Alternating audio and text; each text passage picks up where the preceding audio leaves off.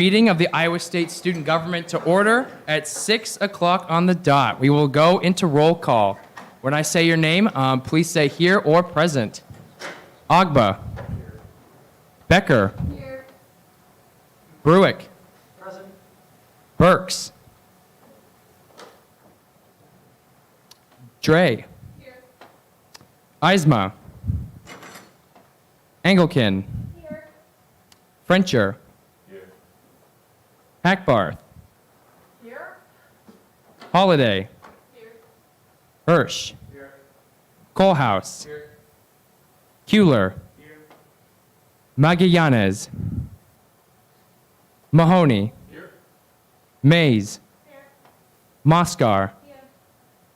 Momini. Here. Montalvo Martinez. Patel. Here. Peterson. Here. Schnepp. Here. Shivraj. Here. Slade. Slater. Here. Tansey. Here. Present. Thornton. Topete. Here. Vo. Here. Perfect. With quorum, we will move into the Pledge of Allegiance with Speaker Mahoney. Vice Speaker Brewick.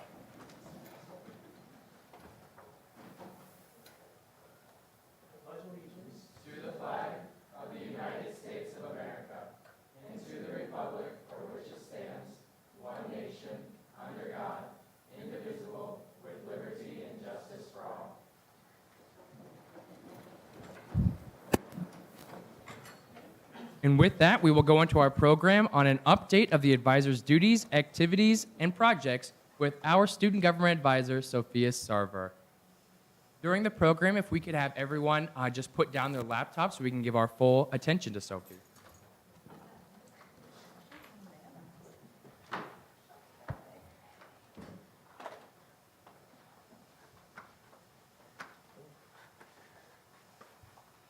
Wow, I've never stood here, so pretty excited. I'm gonna pass around my business cards, so if you'd like to take one, please feel free to. If not, that's fine. Okay, I have a PowerPoint. I sent it to Eddie. Let's see if it works. If not, that's fine.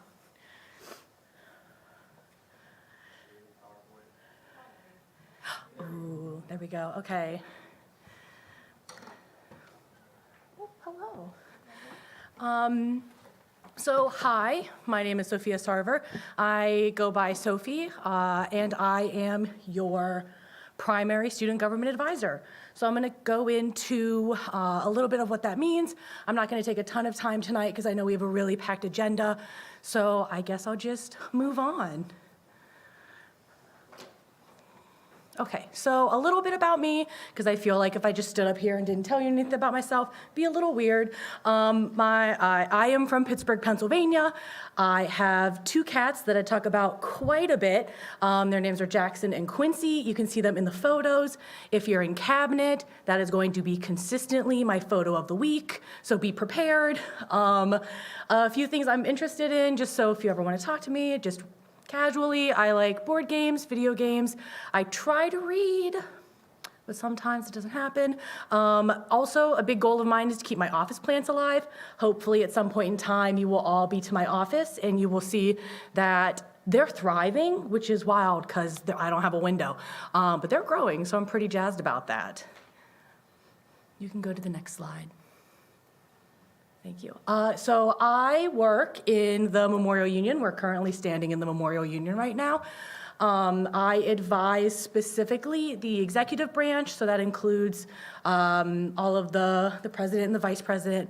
I advise the legislative branch, which is all of you, and then I advise the speaker and the vice speaker, and then I do not, as far as the Judicial Branch, I advise only the Election Commission, and I advise the Chief Justice because they are a part of the chief officers, but the Supreme Court is the only group I don't fully advise. Beyond that, I provide support and advice when needed to all of you, everyone that is a chief officer. If you're not aware of what chief officers are, they are comprised of the president, the vice president, the speaker, the vice speaker, the finance director, the chief of staff, and the chief justice. So together, they make up your kind of executive team for the student government organization. Beyond that, I help all of you plan events and programs. I technically work within the Office of Student Engagement. So if you go to the first floor across from Panda Express, you'll see a little cove and a bunch of stuff in the back. To the right is a bunch of student space, so if you ever want to go find a quiet place to study, need a table, that's all available to you. And then on the other side is the Student Engagement Office, so we advise organizations like First Year Council, Campus Service Council, After Dark, Winterfest. We do all of the things with clubs and organizations, so if you're a new organization trying to become a club, you go through our process in there, and if you're trying to make a constitution, anything with the student organization database, you can all find in the office below. Beyond that, I attend Senate. I'm standing here right now. I will be with you every week. I go to Cabinet, the Chief Officers meeting, the Election Commission meeting, committee meetings, and any events that you possibly have for the organization.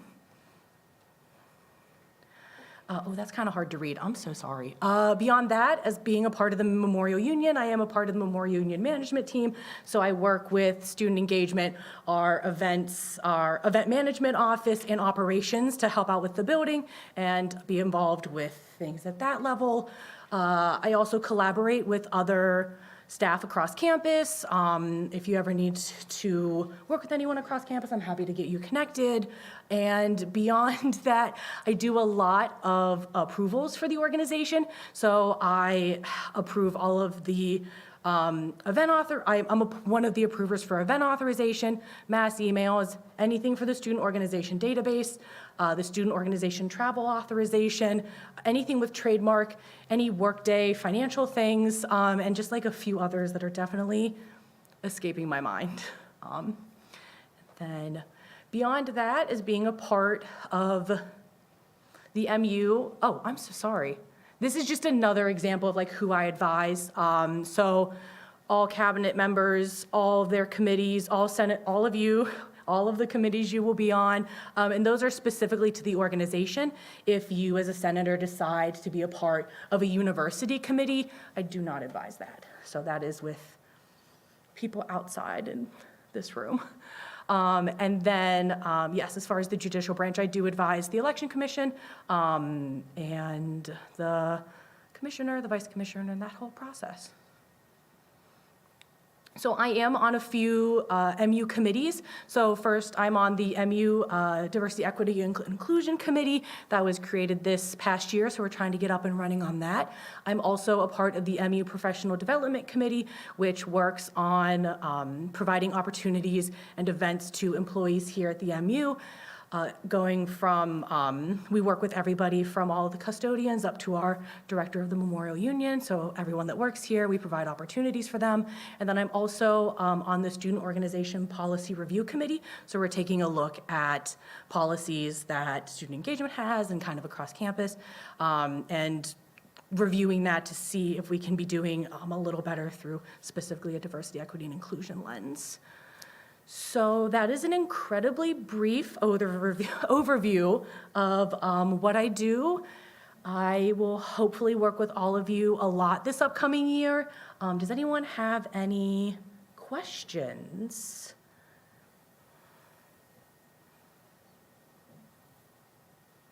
If none, that's totally fine. Okay. Also, oh, Andrew, I'm sorry. I stole your job, Jaden. But Vice President Ulrich.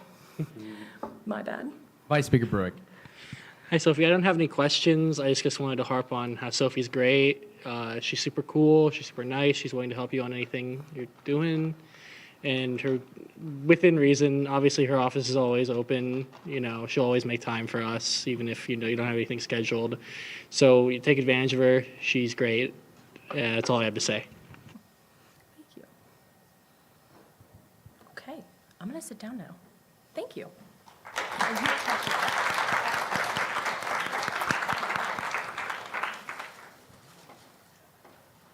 All right, we will now move into open forum, which is an opportunity for students to speak about issues relevant to the student body. If you are here for open forum, please approach the podium and say your name and major, and you will have 10 minutes to speak.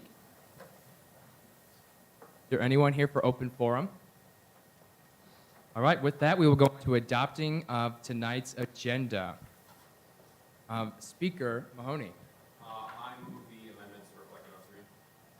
It has been moved and seconded to amend the agenda as reflected on the screen. Is there any objection to that amendment? Seeing none, the amendment passes. We're back on adopting the agenda as a whole. I move to adopt tonight's agenda. Second. It has been moved and seconded to adopt tonight's agenda. Is there any objection to doing so? Seeing none, tonight's agenda has been adopted. We will now move into the approval of last week's minutes. I move to table the approval of last week's minutes for 1 week. It's been moved and seconded to table the approval of last week's minutes for a week. Is there any discussion on this? Question has been called for. Is there any objection to suspending the approval of last week's minutes to next week? Seeing no objection, the minutes have been tabled. We will now move into committee reports with Speaker Brewick, or Vice Speaker Brewick. I move to add Senator Burks, Senator Martinez, and Senator Mayales to the roll. All right, those three senators have been added to the roll. We will now move into committee reports, starting with rules with Speaker Mahoney. So, biggest thing with rules is the fourth bill down.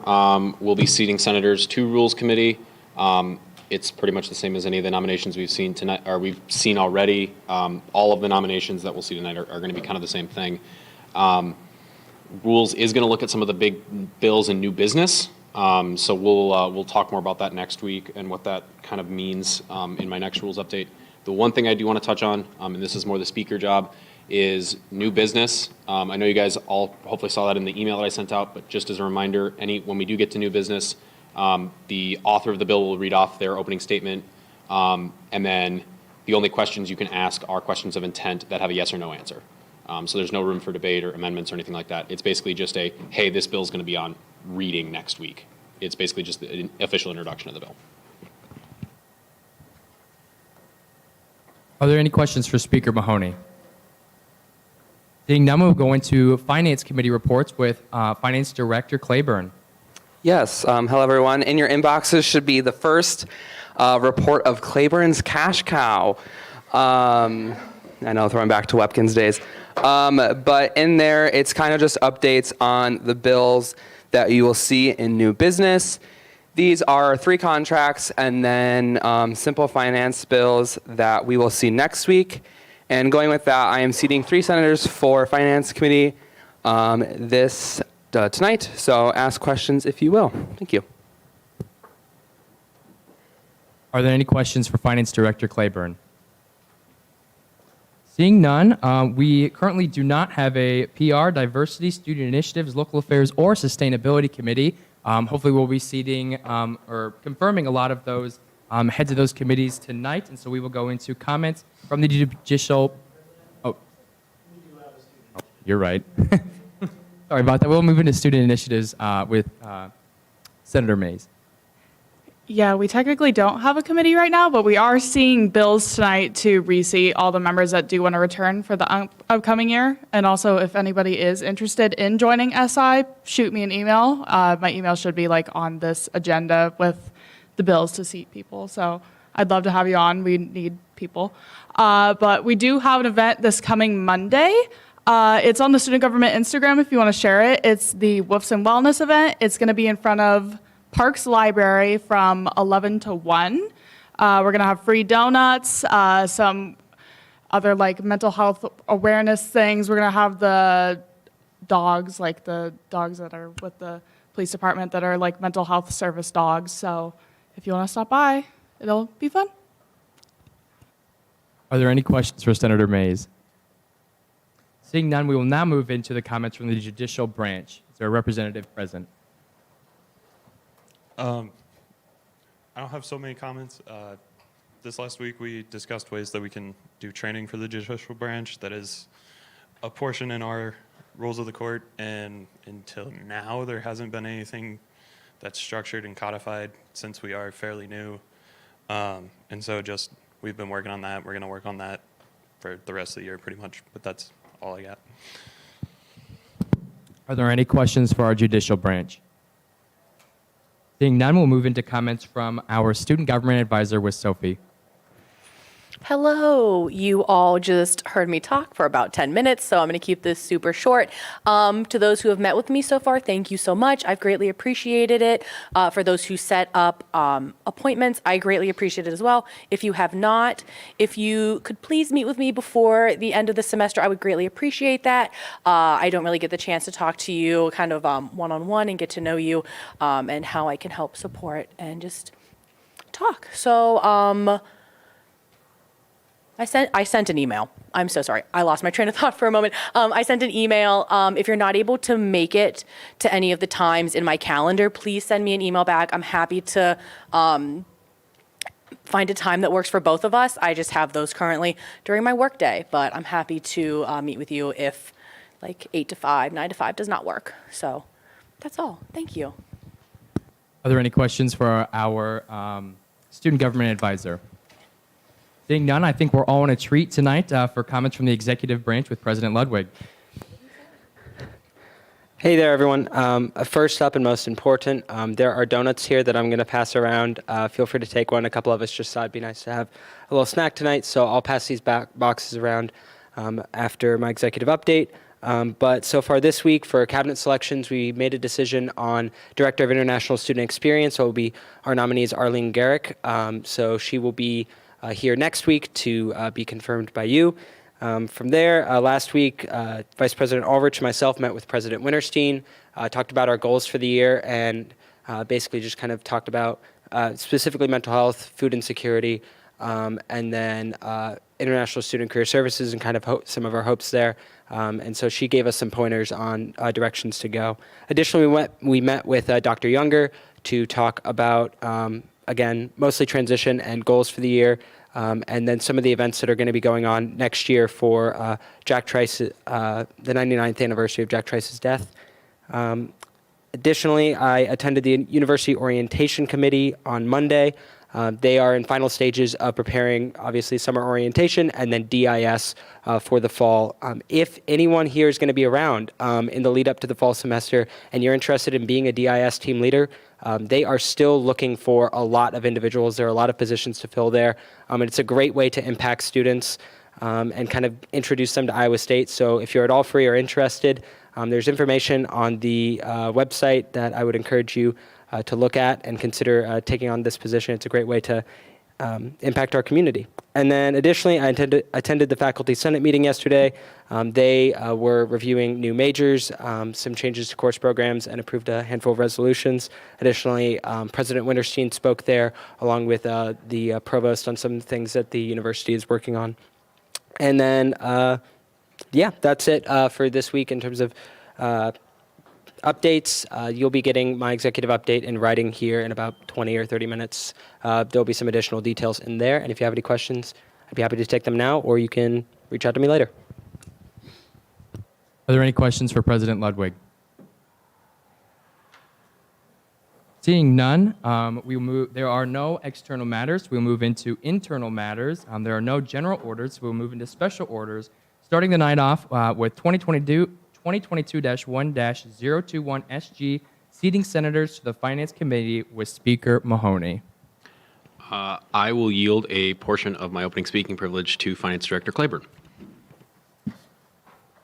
Yes. As we go into it, we have 3 candidates as of right now. We currently, as it sits, we have 2 more positions open, but just how my exam fell with this, I didn't have enough time to interview, so I have a few more interviews for next week, but these are the 3 that are currently going up for nomination. Martin and Yonting, if you two want to go up to the podium. And then Ella could not be here tonight, but I did get a statement from her just explaining what she would like to do and why she wants to be in finance. And she says that I want to learn more about the allocations process and stay informed on the status of finance bills. I think it's important to educate both members and non-members of Finance Committee over the financial allocation process, and I'm excited to learn more. During our interview, we kind of talked about her being not a liaison, just providing more information for members who aren't in Finance Committee and kind of just explaining more how the process works. And I was a big fan of that. But I will yield my time so you can hear Martin and Yonting.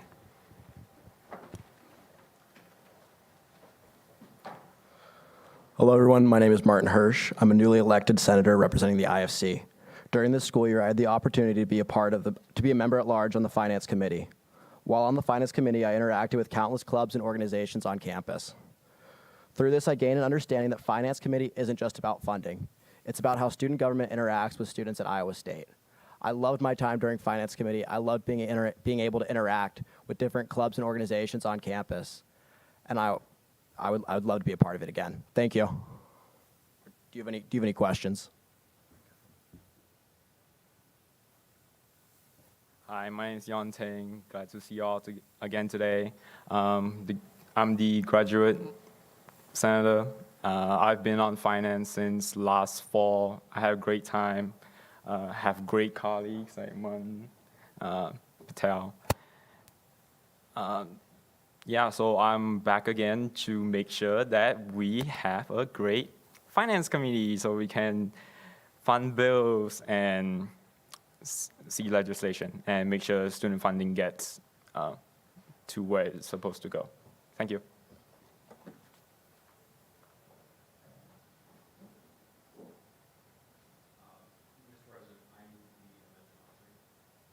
It has been moved and seconded to add Ella Slade to the ordered clause. Is there any discussion about this? Question has been called for and seconded. Is there any objections to voting on this amendment now? Unanimous consent has been called for. Is there any objections? Seeing none, the amendment passes. We are now back on the bill as a whole. Are there any questions? Vice Speaker Brewick. Hey guys, so I just wanted to ask if you could go a little bit more in depth with like experiences you've had with like finance, with like working with this, kind of determining funding and whatnot, or anything beyond just maybe your experience on Finance Committee like recently, just in general, how you work with that in your life, what experience you have with that outside of maybe specifically this context. I can answer that first. Over the summer, I had an internship at a wealth management firm. I was tasked with evaluating different cryptocurrency assets and predicting models to predict potential future earnings. So I do have some experience with finance, but I understand Finance Committee can be a little weird at times because sometimes you have to operate within those gray areas and make a decision that is fair and understandable. Does that answer your question? Okay. So my experience with finance, I'm a finance senior. I'll be doing my master's in finance. So what I learned is like corporate valuation models, budgeting, nonprofits, public finance, and a lot of nitty-gritty stuff, the technical side of finance. To me, Finance Committee is different from like the academic side, because in Finance Committee, you will be seeing requests from student club explaining why they need some funding, and we have to make a decision within the priorities and criteria to make sure that what they are requesting is what we can fund, and then we have to make a decision of how much we want to fund, or whether it can or cannot be funded. Does that answer your question? Are there any more questions or discussion about seating these the three senators to the Finance Committee? Question has been called for and seconded. Is there any objections to voting now? Seeing none, we'll move into a vote. All those unanimous consent has been called for. We will go back into closing comments with Senator Mahoney, or Speaker Mahoney. He has none. Is there any objections to passing this bill by way of unanimous consent? Seeing none, congratulations.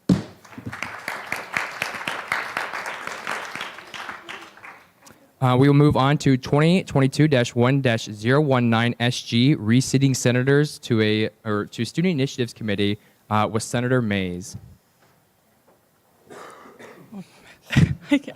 Sorry.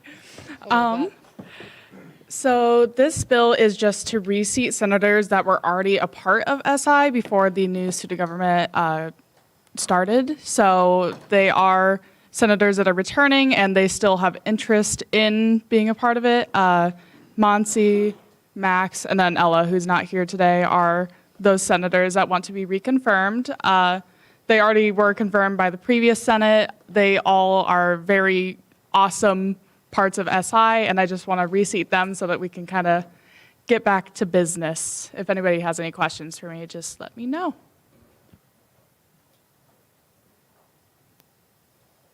Is there any questions or discussion? Are those nominees here tonight?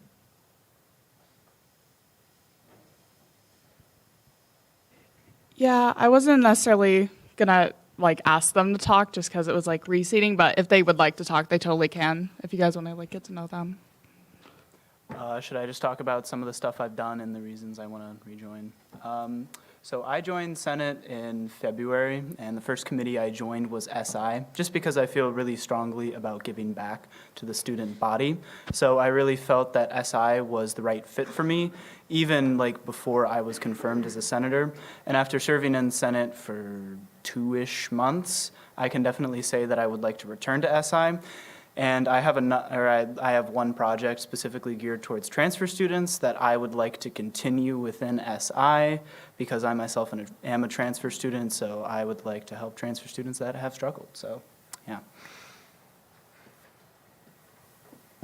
Hi. So I joined SI around January of this year when I joined the Senate, and I just love working with people, love that we get to organize events. And one project that I really want to work on for next term is the Take Back the Night, because we were really focused on that this time and we had to cancel it, postpone it. So I'm really excited to work on that next term. Is there any questions for the nominees or any further discussion? Seeing none, is there a, thank you. Question has been called for and seconded. Is there any objection to voting now? We'll go into closing comments with Senator Mays. There are none. Unanimous consent has been called for. Is there any objection to passing this bill by way of unanimous consent? Seeing none, congratulations. This motion carries. We will now move into 2022-1-020 SG, reseating at-larges to Student Initiatives Committee with Senator Mays. This is the same exact thing, but instead it's just the at-larges that are wanting to return. So Nate, he recently joined, but he is a very great member. He's been active, very active since he's joined. Savannah, who has been a member for quite a bit, and she's been at pretty much all of our events and very active as well. And then Aditi, who is, she was previously a cabinet member, but she really enjoys the committee, and she's going to be rejoining as an at-large. All of these guys are pretty committed. None of them are here to talk tonight, but if you have any questions about them and their commitments or anything like that, just ask me, and I can speak on their behalf. Speaker Mahoney. Yeah, I'll just throw some credence behind these individuals. I was a member of SI with all of them. Very, very happy to see them returning. They've done all of them have done a lot of great work for the committee, and I'm very excited to see them wanting to continue to be involved. So with that, call the question. Second. Question has been called for and second. Is there any objection to voting now? Closing comments? Waived. Unanimous consent has been called for. Is there any objection to voting now? Or any objection to passing this bill by way of unanimous consent? Seeing none, congratulations. This motion carries.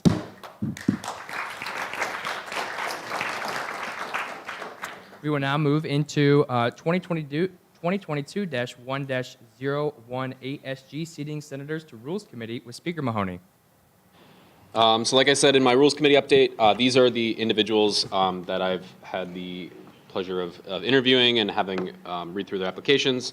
These are ultimately who I selected to be part of the committee. So the individuals in question, or Senator Thornton, Kuehler, Hackbarth, Engelken, and I think Yzma's not here quite yet. I have a statement from him, but if the four of you could approach the podium. I'll quickly read off the statement that Senator Yzma sent me. I think he's at the lecture across the hall at the moment.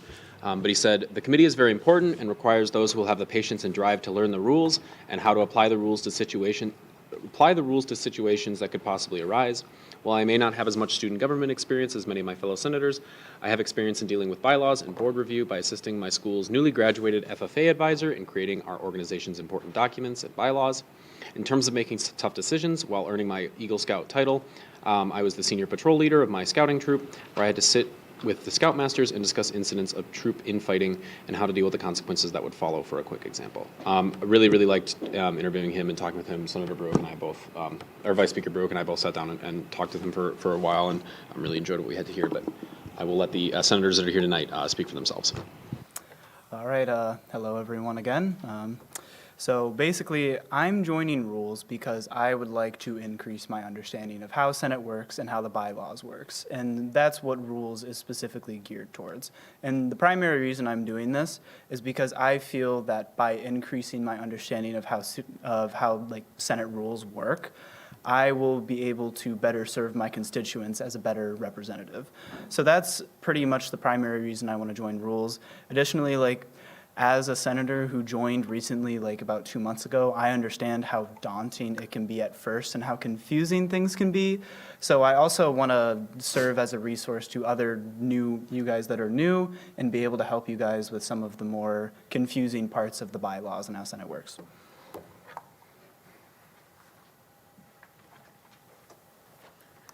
Oh, that microphone is low. Hi, everyone. My name is Anna Hackbarth, and I'm a College of Engineering senator. The reason why I want to be a part of the Rules Committee is because over these past 2 years at Iowa State, through my political science courses, I found out that I really actually enjoy reading constitutions, bylaws, policies, and procedures, and just working to revise those and make those the best they can be. Over this past year, I've served on a committee for my sorority, Tau Beta Sigma, revising and rewriting our Constitution and our bylaws.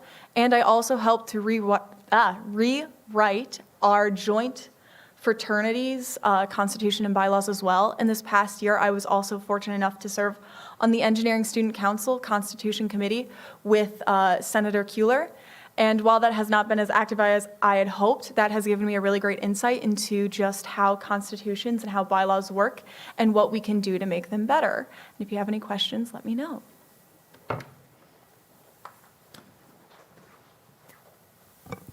Hi, I'm Catherine. So throughout the last term on Senate, I always sat in the back and watched the Senate meetings. And I noticed that my favorite bills were always the rules bills because they're just so interesting and there's so much to consider with them and there are some really good debates on them. So I decided I need to join Rules Committee because I really love these bills and I think I'd have a great time on it. And what I mainly want to do on Rules Committee, my main goal is to make it easier to understand the rules. So what I plan on doing is having office hours on Wednesday, so everybody else, all the other senators can join me and we can go over the rules. And since I would have already seen them in Rules Committee, this would really, it would kind of help refresh the people that haven't seen the bills before. And I feel like that'd be really helpful, especially for the new senators and even people who aren't in Senate, just interested about the rules. And yeah, so I'd really like to join Rules Committee. I'd also like to learn how to read more complicated text because I would like to be a lawyer someday. I want to go to law school. And I really want to advance my reading comprehension and ability to read things that aren't as readable, if that makes any sense. So I'd really like to get that out of it. Thank you.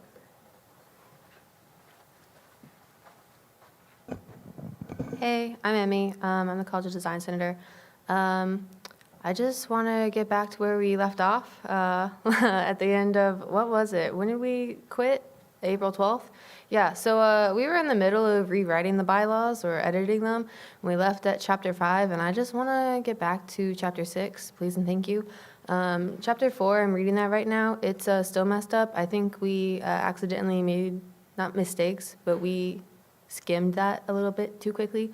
So please put me back on this team. Thank you. Are there any questions for our nominees or any in general discussion? Is there a second? It's been moved and seconded to add the names to the first order clause on the bill. Is there any discussion on this? Question has been called for and seconded. Is there any objection to voting now? All right. Unanimous consent has been called for. Is there any objections? Seeing none, the amendments pass. Back on the main motion as a whole. Are there any further questions or discussion on the bill as a whole? Question has been called for and seconded. Is there any objections to voting now? We will go back to closing comments with Speaker Mahoney. There are none, and so unanimous consent has been called for. Are there any objections to passing this bill by way of unanimous consent? Seeing none, congratulations. The motion carries.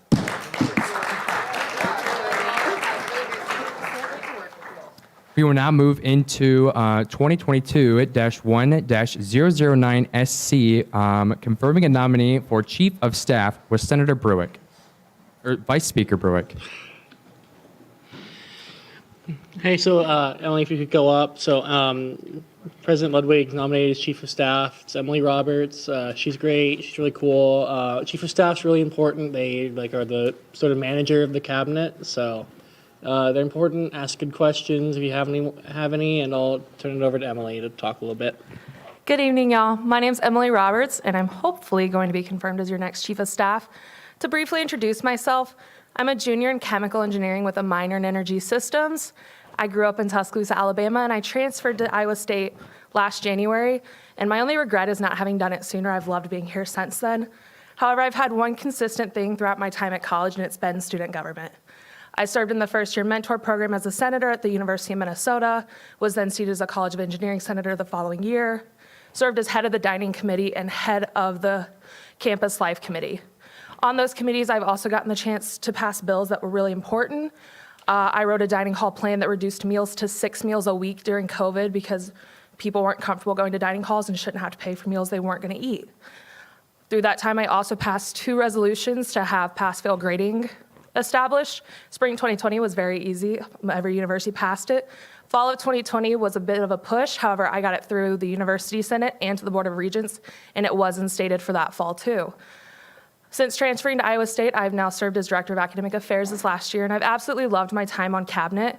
I've had some absolutely favorite projects, such as the undergraduate certificate policy. We are removing the requirement that you have to graduate with a bachelor's to receive a certificate. It provides a more equitable college experience for everybody because not everybody has 4 years to give to get a degree, but a certificate allows you to improve your quality of life significantly. Additionally, we are working on removing the drop limit for students because if a student is dropping a class, there's likely a problem outside the classroom that the university can't help resolve. So the least we can do is take that stress off your plate. Serving as your next Chief of Staff allows me the opportunity to help the future members of cabinet accomplish their goals.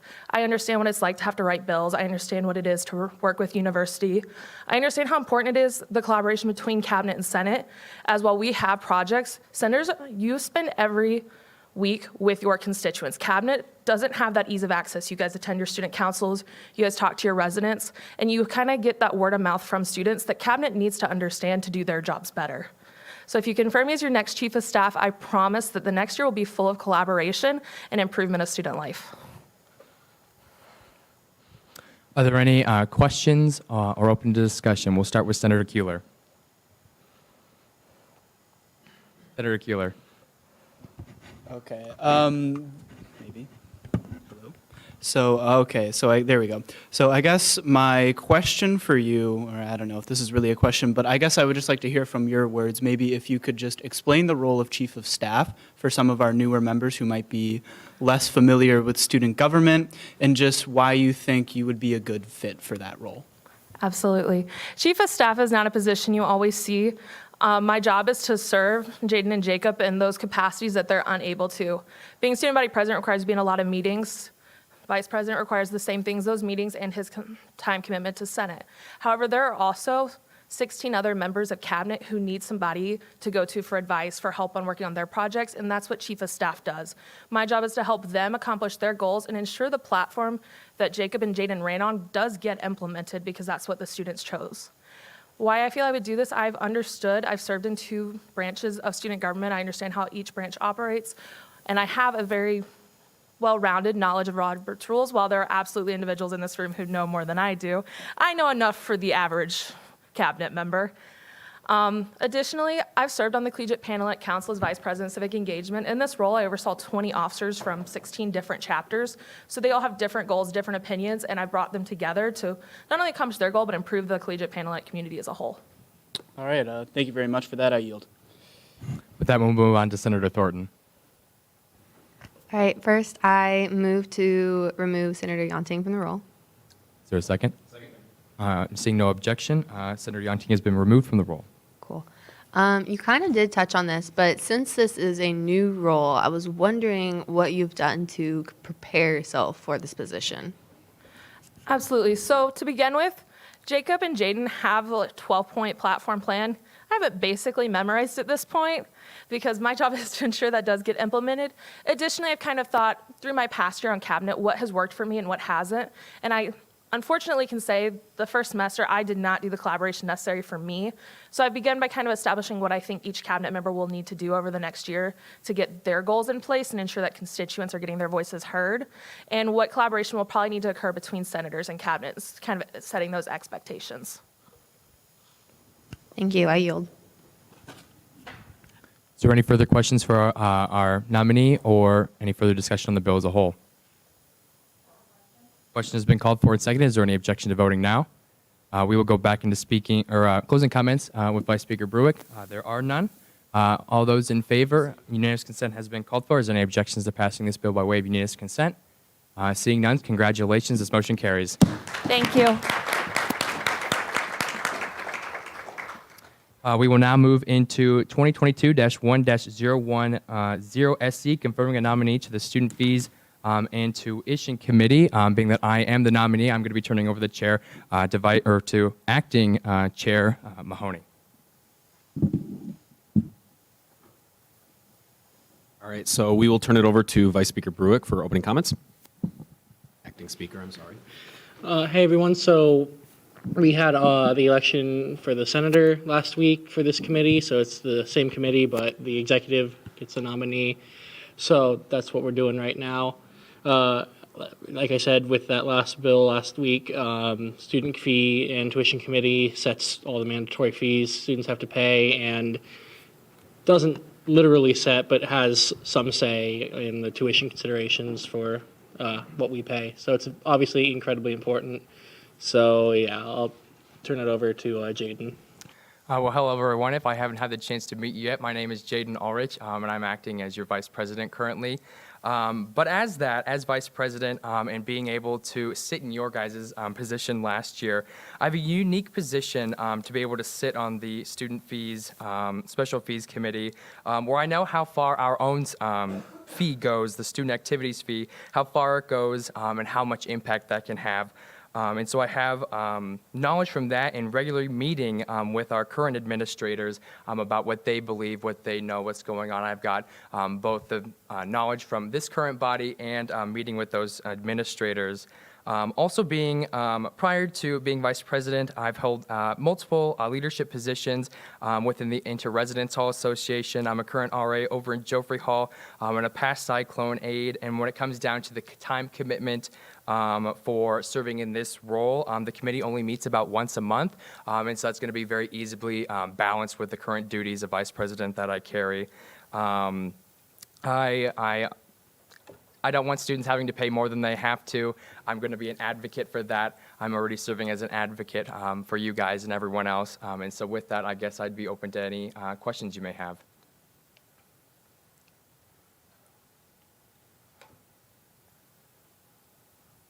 Senator Kuehler. Okay, so I guess my question for you, Vice President Ulrich, is do you see any issues or things you would like specifically addressed currently before serving in this committee? I guess prior to this, if confirmed to this committee. I don't have any thing in particular that I would want to seek out and want to alter or change prior to being on the committee. Okay, thank you. I yield.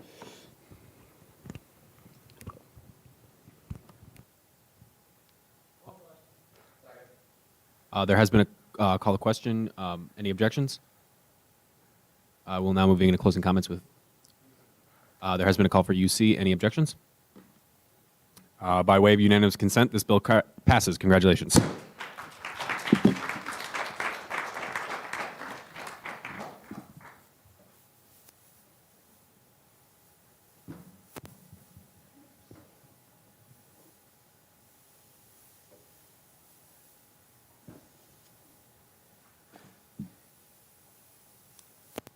All right, with that, we will now move into 2022-1-011 SC, confirming a nominee to the Cyride Board of Trustees with Vice Speaker Brewick.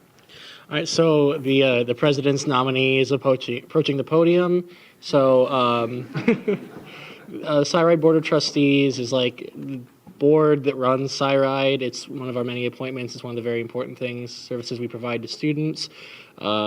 Ludwig's probably the most knowledgeable person I've ever met when it comes to Cyride, so I'll turn it over to him and let him gush about it a little bit. I will try to keep the gushing about Cyride to a minimum, although there is plenty to do if anyone has questions. So I've served on the Cyride Board of Trustees for the last 2 years. For 2 of those years, I've served as a representative to the Ames Area Metropolitan Planning Organization, which is the local transportation infrastructure investment group, which is a partnership between the city, Story County, and members of Boone County. It's federally mandated by the FTA.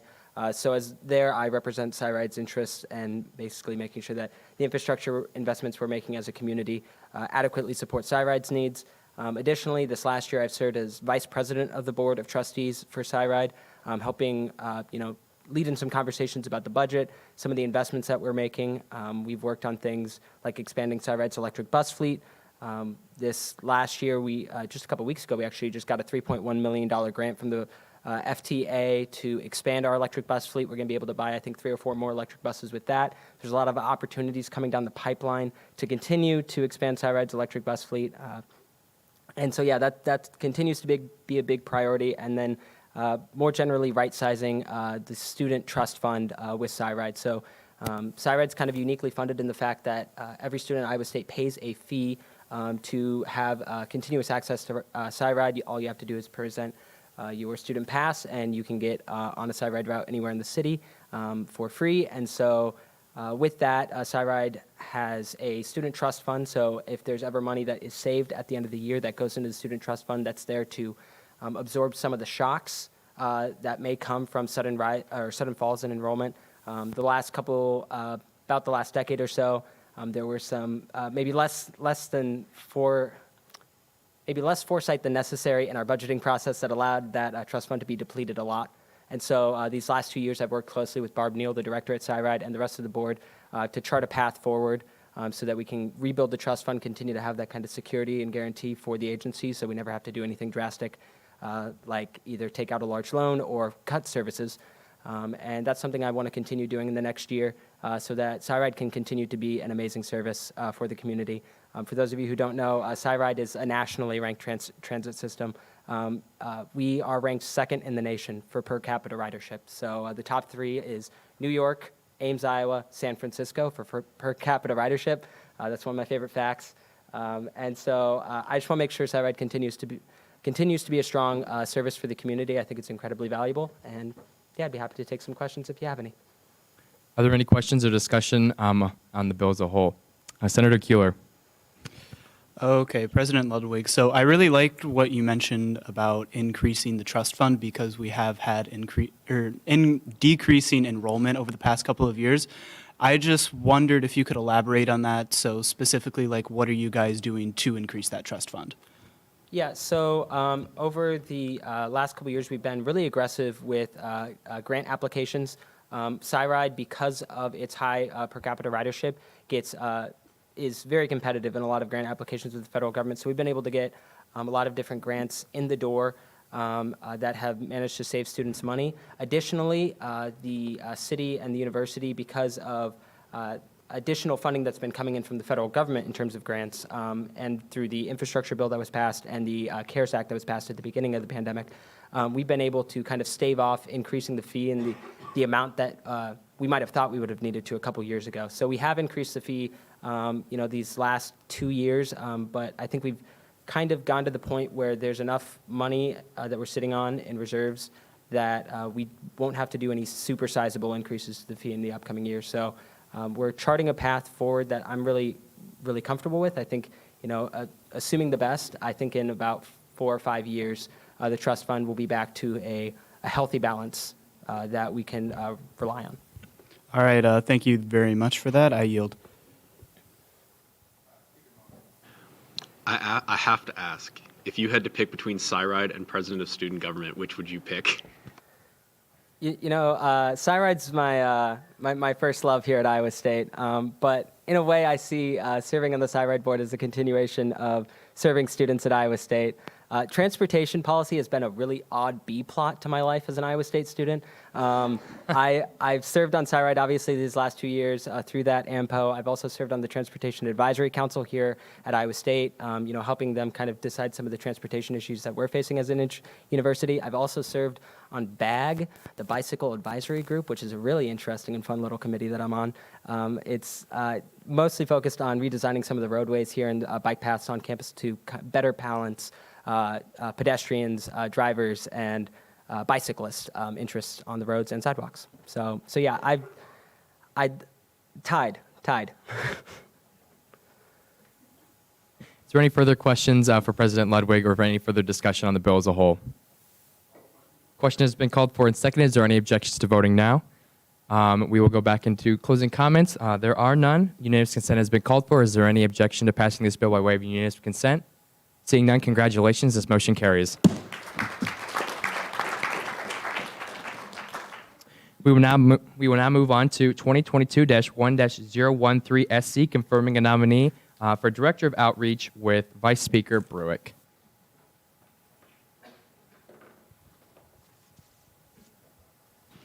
Hey everyone, so this is some more cabinet nominations. So Jamie's coming up right now, so we'll talk about it. But Director of Outreach is just what the title implies. Director of Outreach deals with our outreach efforts, trying to kind of advertise student government, get people to know who we are, scheduling, tabling, and stuff. Just there's a whole lot that goes into it. Super important. Serves on the PR committee. So yeah, I'll turn it over to Jamie. Thank you.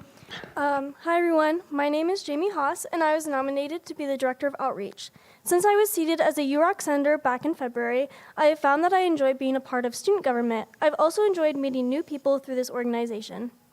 Students pay a fee of $44 a semester that student government is in charge of allocating to student organizations and services.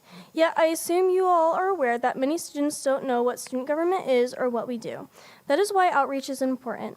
Some of my plans for outreach include having student government members attend large-scale university events, planning town halls, outreach to professors and new students through classes, and reevaluating how outreach has been done in the past. Some of my qualifications include being a UROC Senator last term, being a member and the secretary of the PR committee last term, and then knowledge of university events and the planning process of those events through the 2 years I was a cyclone aide. And then I have also made sure I have no scheduling conflicts that would interfere with Senate meetings, cabinet meetings, or PR committee meetings. I'm open to questions. Are there any questions for our nominee or discussion on the bill as a whole? Senator Thornton.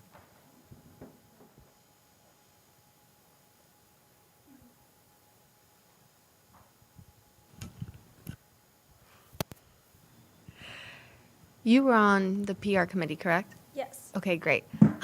So after the PR bill that was put on the floor last term, what changes did you and the committee discuss to help improve our outreach?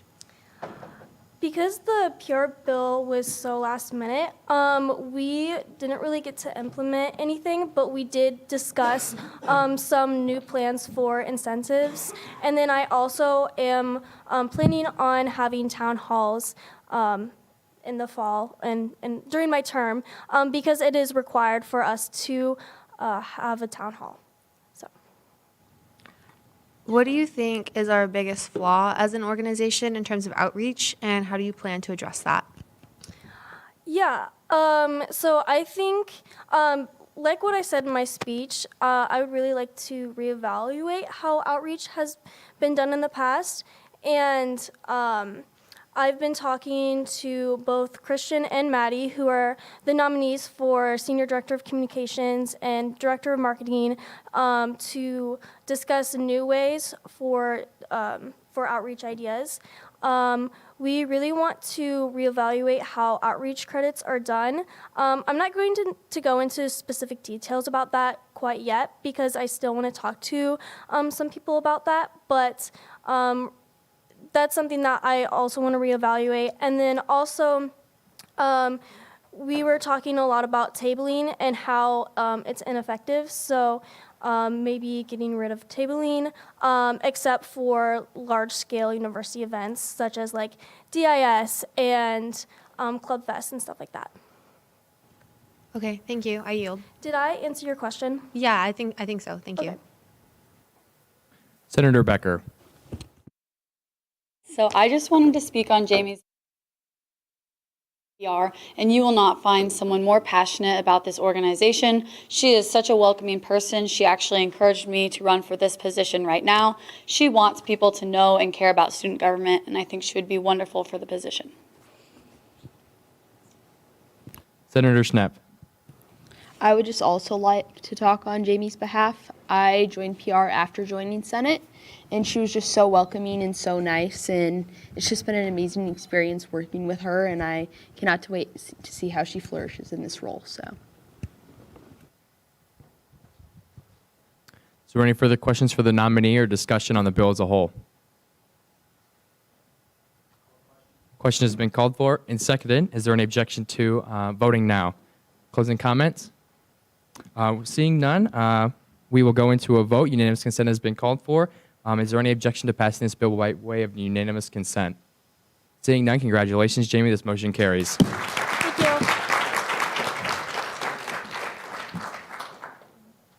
We will now move into 2022-1-014 SC, confirming a nominee for the Director of Sustainability with Vice Speaker Brewick.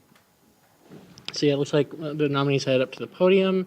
So the Director of Sustainability, they chair our Sustainability Committee. It feels pretty straightforward. I think it's self-explanatory. Deals with, our green initiatives account, deals with all those kind of things. Just making sure student government is doing initiatives and doing things that are sustainable and helping promote sustainability on campus. And I'll turn it over to Blake. So good evening, everyone. My name is Blake Vanderkamp. I am currently a sophomore in CALS, majoring in Ag Ed and International Ag and PR.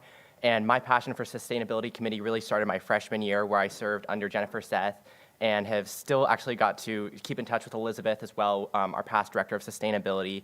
And this past year, I also was on Election Commission and really felt a lack of being directly involved in student government, and really want to come back to more of the legislative side and serve not only with at-larges, but also making sure that we're promoting sustainability, but not only the environmental side, but talking about diversity, equity, inclusion, as well as the economic side, and making sure we're tackling multifaceted sustainability. And that also involves collaboration with the Director of Affordability, as well as the Director of DEI as well. And I am open to questions as well. Are there any questions for our nominee? Is there any discussion on the bill as a whole? Seeing none, we will go into a vote. All those in favor, unanimous consent has been called for. Is there any objection to passing this bill by way of unanimous consent? Seeing none, congratulations, Blake. This motion carries. We will now go into 2022-1-015 SC, confirming a nominee for Director of Information Technology with Vice Speaker Brewick. So, looks like the nominee's approaching the podium. So, Director of IT, they're the person who's going to be running our website, dealing with literally all of our IT-based stuff. Another self-explanatory role. I'll turn it over. Good evening, everyone. I'm Elson. I'm a junior year in majoring in computer science. Some of my experience is I have been the Deputy Director of IT, serving with under the past Director of IT. and helping him with some of his responsibilities since last fall. So I think I can, yeah, that's all. I'm open for question. Are there any questions for the nominee? Speaker Mahoney. So some of the things, one of the big things I think I've noticed with sort of our website is a lot of our information on there is pretty outdated. I believe it still says former Vice Speaker Advate, or Vice Speaker Emeritus Advate is the SI chair, which he hasn't been for 3 or 4 months now. That's just one of the ones up to my head. Would you be more kind of up to date, I suppose, Yeah, with sure. getting our website on top of things? Yeah.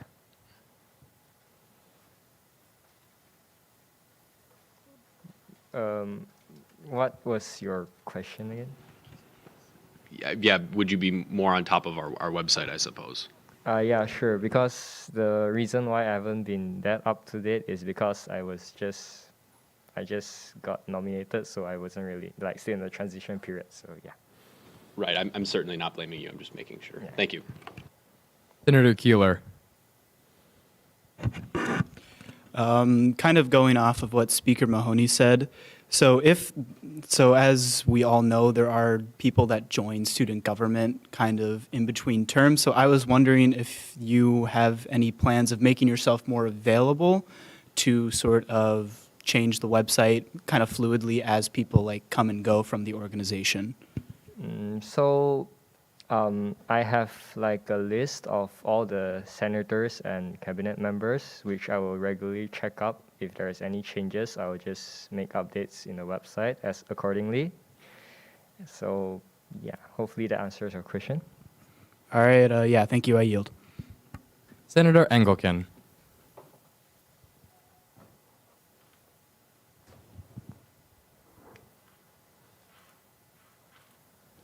Try my best. Okay, here we go.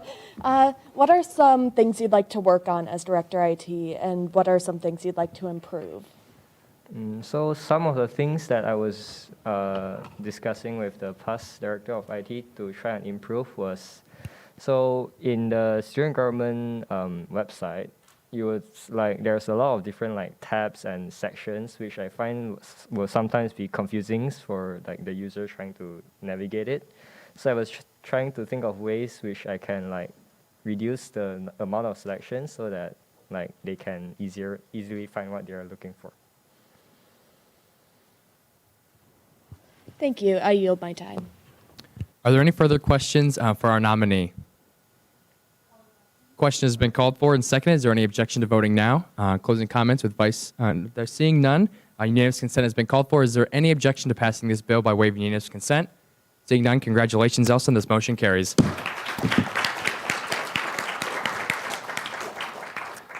We will now move into 2022-1-016SC, confirming a nominee for Director of Affordability with Vice Speaker Brewick.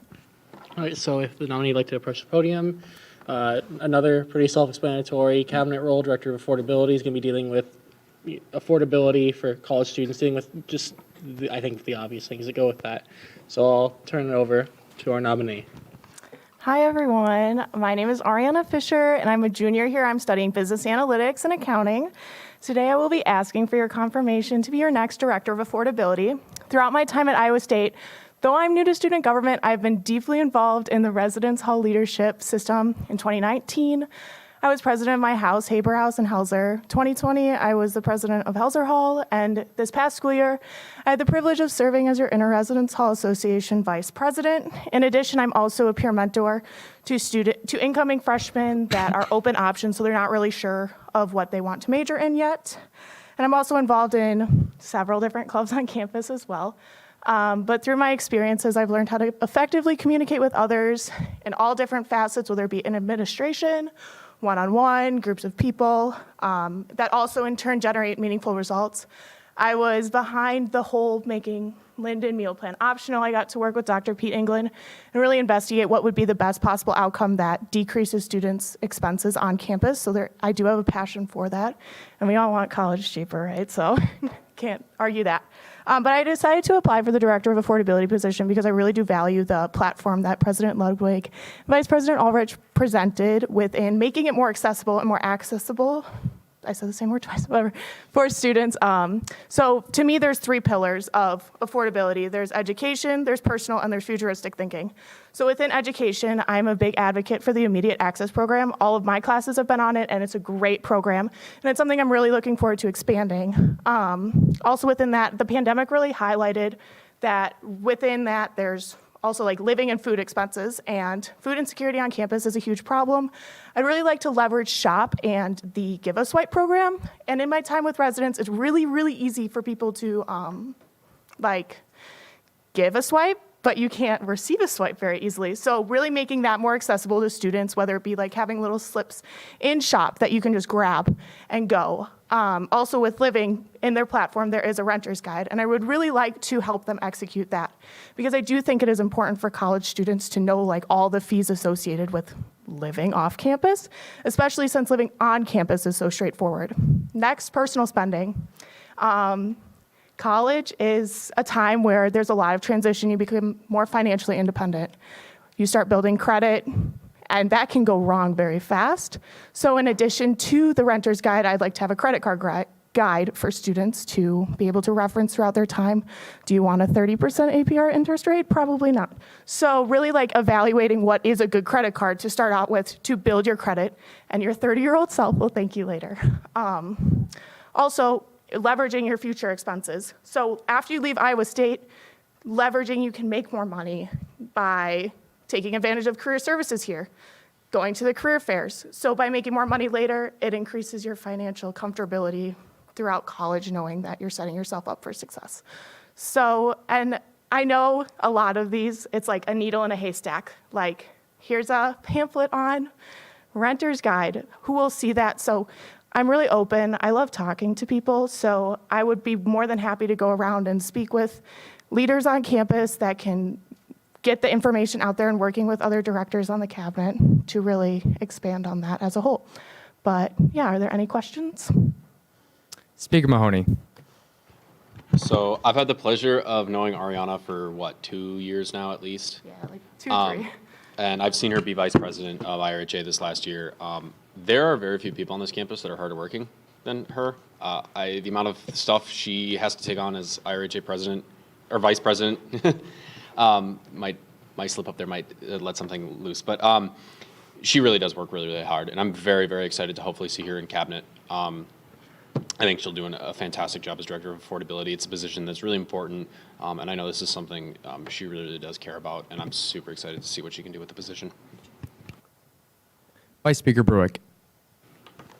Hi, so I just had one question. So you mentioned the immediate access program for textbooks and stuff, and obviously I really like it. I think it's been really helpful for the classes that I have it for, but I know a lot of students don't necessarily feel the same way, and a lot of times feel that if they're with the textbooks that are on there, they may be able to find it for a cheaper option.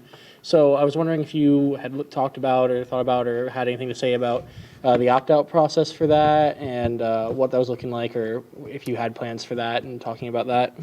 Yeah, for sure. So like even with me too, I've noticed that like, yeah, the immediate access thing, it's available, but it's kind of hard to navigate like into that system. And I know they recently, like within the bookstore, they've shifted their system. So really making that more obvious to students, like not the little blue button at the bottom right-hand corner, do you want to opt out right when you join? So maybe making the opportunity more obvious to students. So like, hey, there is an option. And that's like, overall, like just making people more aware of the options in terms of finances on campus is extremely important, especially with that. And I do agree that sometimes they're hard to use. There are cheaper options on Amazon and Chegg and stuff like that. So really making sure, yeah, it's cheaper, but there's also cheaper than cheaper. So, and making that option to leave obvious to students so they can take advantage of it if necessary.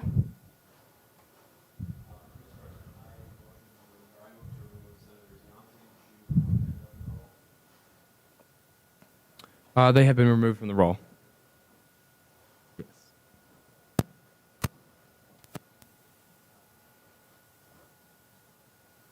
Is there any further questions for our nominee or debate on the bill as a whole?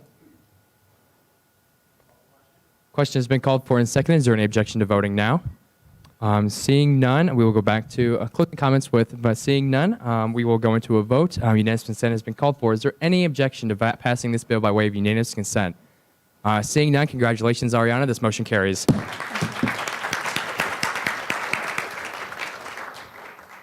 We will now move on to 2022-1-022 SC, confirming a nominee for Director of Marketing with Speaker Mahoney. So I see the nominee is already approaching the podium. Director of Marketing is a little bit newer of a position. I believe we added it to the bylaws last year.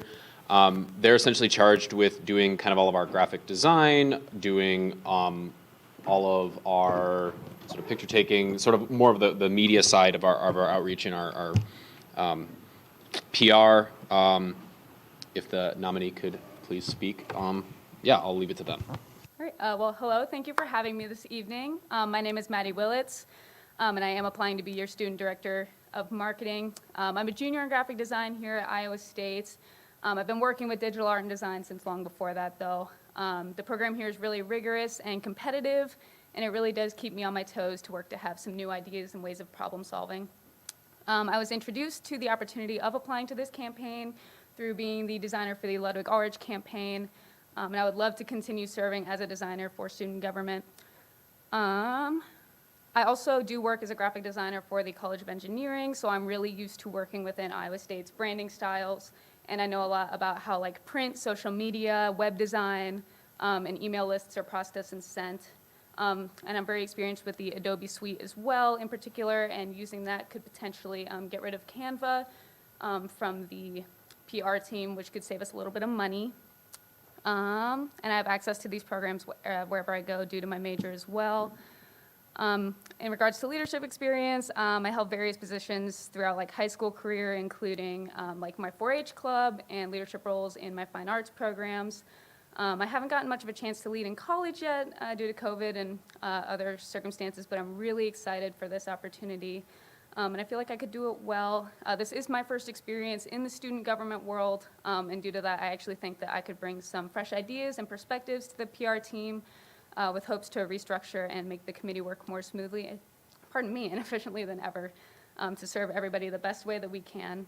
I would love to find effective ways to communicate with the whole of student body. As somebody who never knew much about StuGov before becoming involved, I think that'd be a really great direction for marketing and PR to take. And with that, questions? Are there any questions for our nominee or discussion on the bill as a whole? Is there any discussion or questions for the nominee? Question has been called for and second. Is there any objection to voting now? Closing comments with Speaker. Seeing none, we will now go into a vote. All those in unanimous consent has been called for. Is there any objection to passing this bill by way of unanimous consent? Congratulations, Maddie. This motion carries.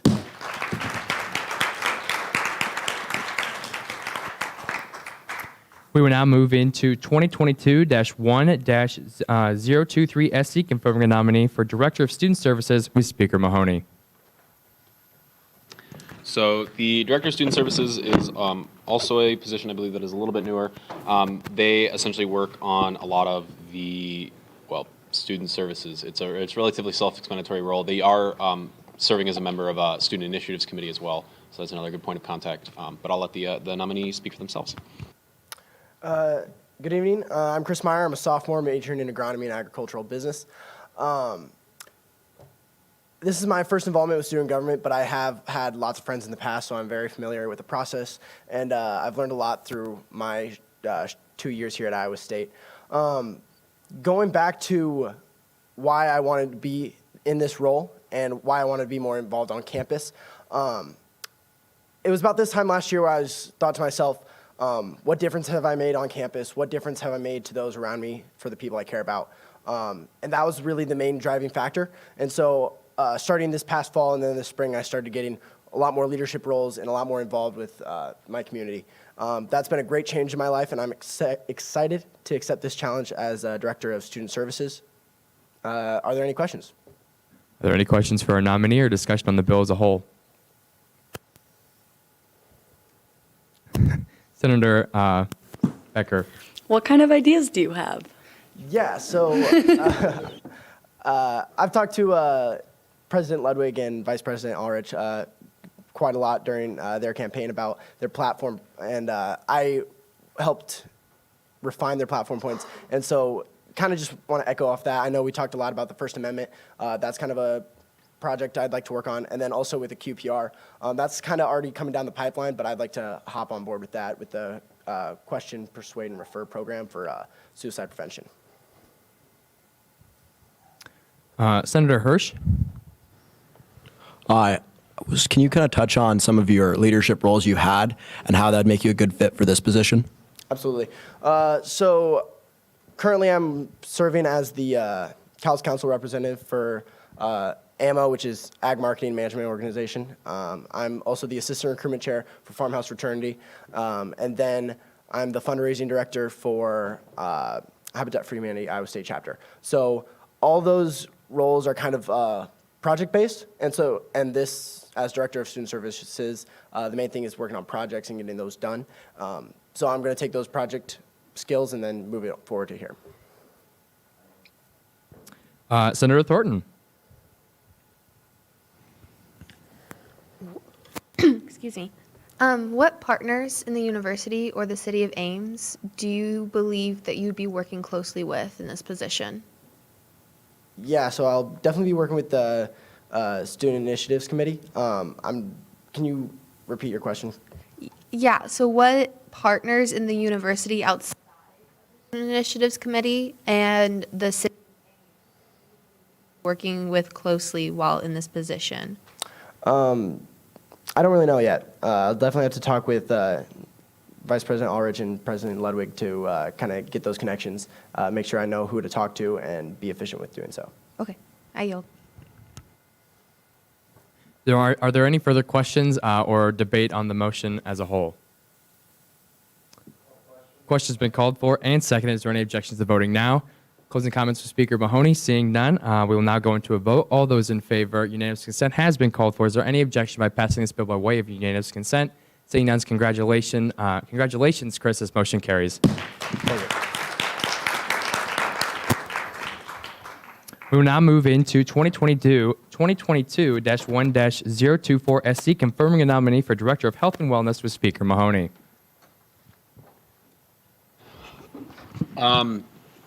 So Director of Health and Wellness is technically an ad hoc position, but it's being carried forward from last year. They essentially serve as working with, sort of on the mental health side of things, working with Thielen, working with student counseling services, pretty much all of our health and wellness organizations across campus. So I'll let them take it away. Good evening, everyone. My name is Charlotte Everest. I'm a junior in animal science pre-veterinary medicine.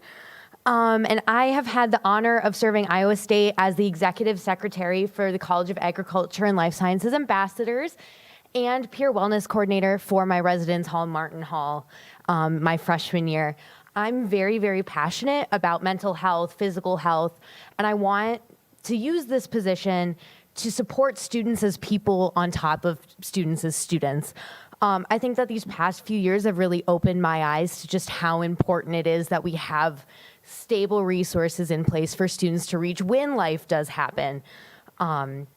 We all have stressful events like tests and things like that, but providing additional support for if there's a loss in the family or things like the COVID pandemic, and we dealt with a lot of anxiety and depression.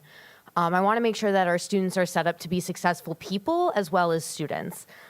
I met with President Ludwig yesterday, and I came up with a couple points that I really want to get started this year.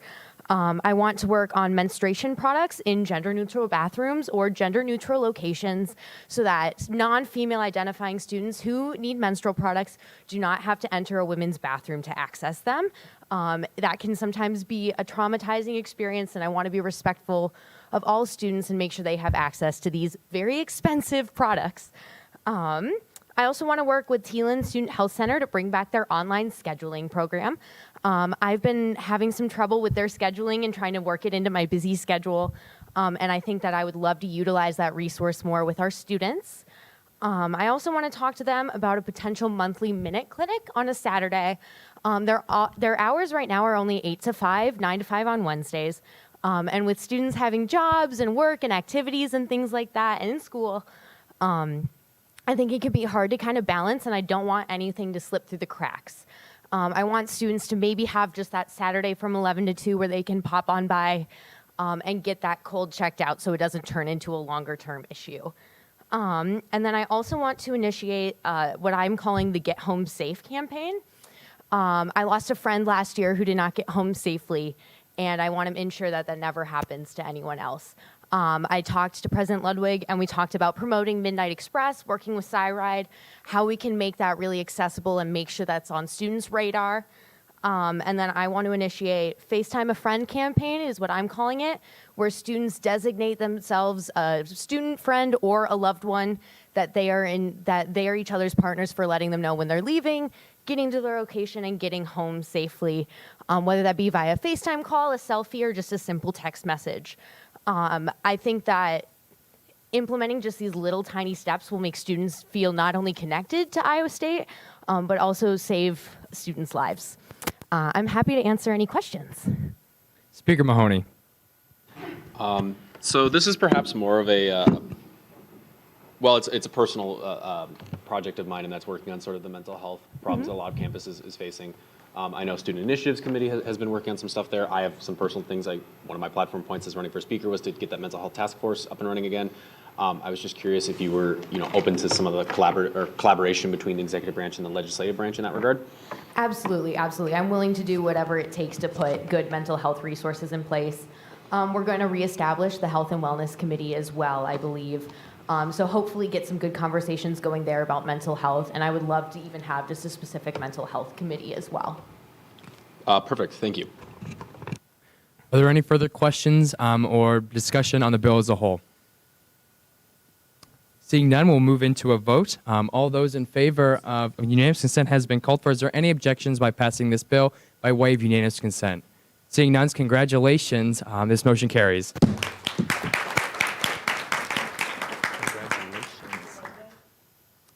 Yes. You have been added.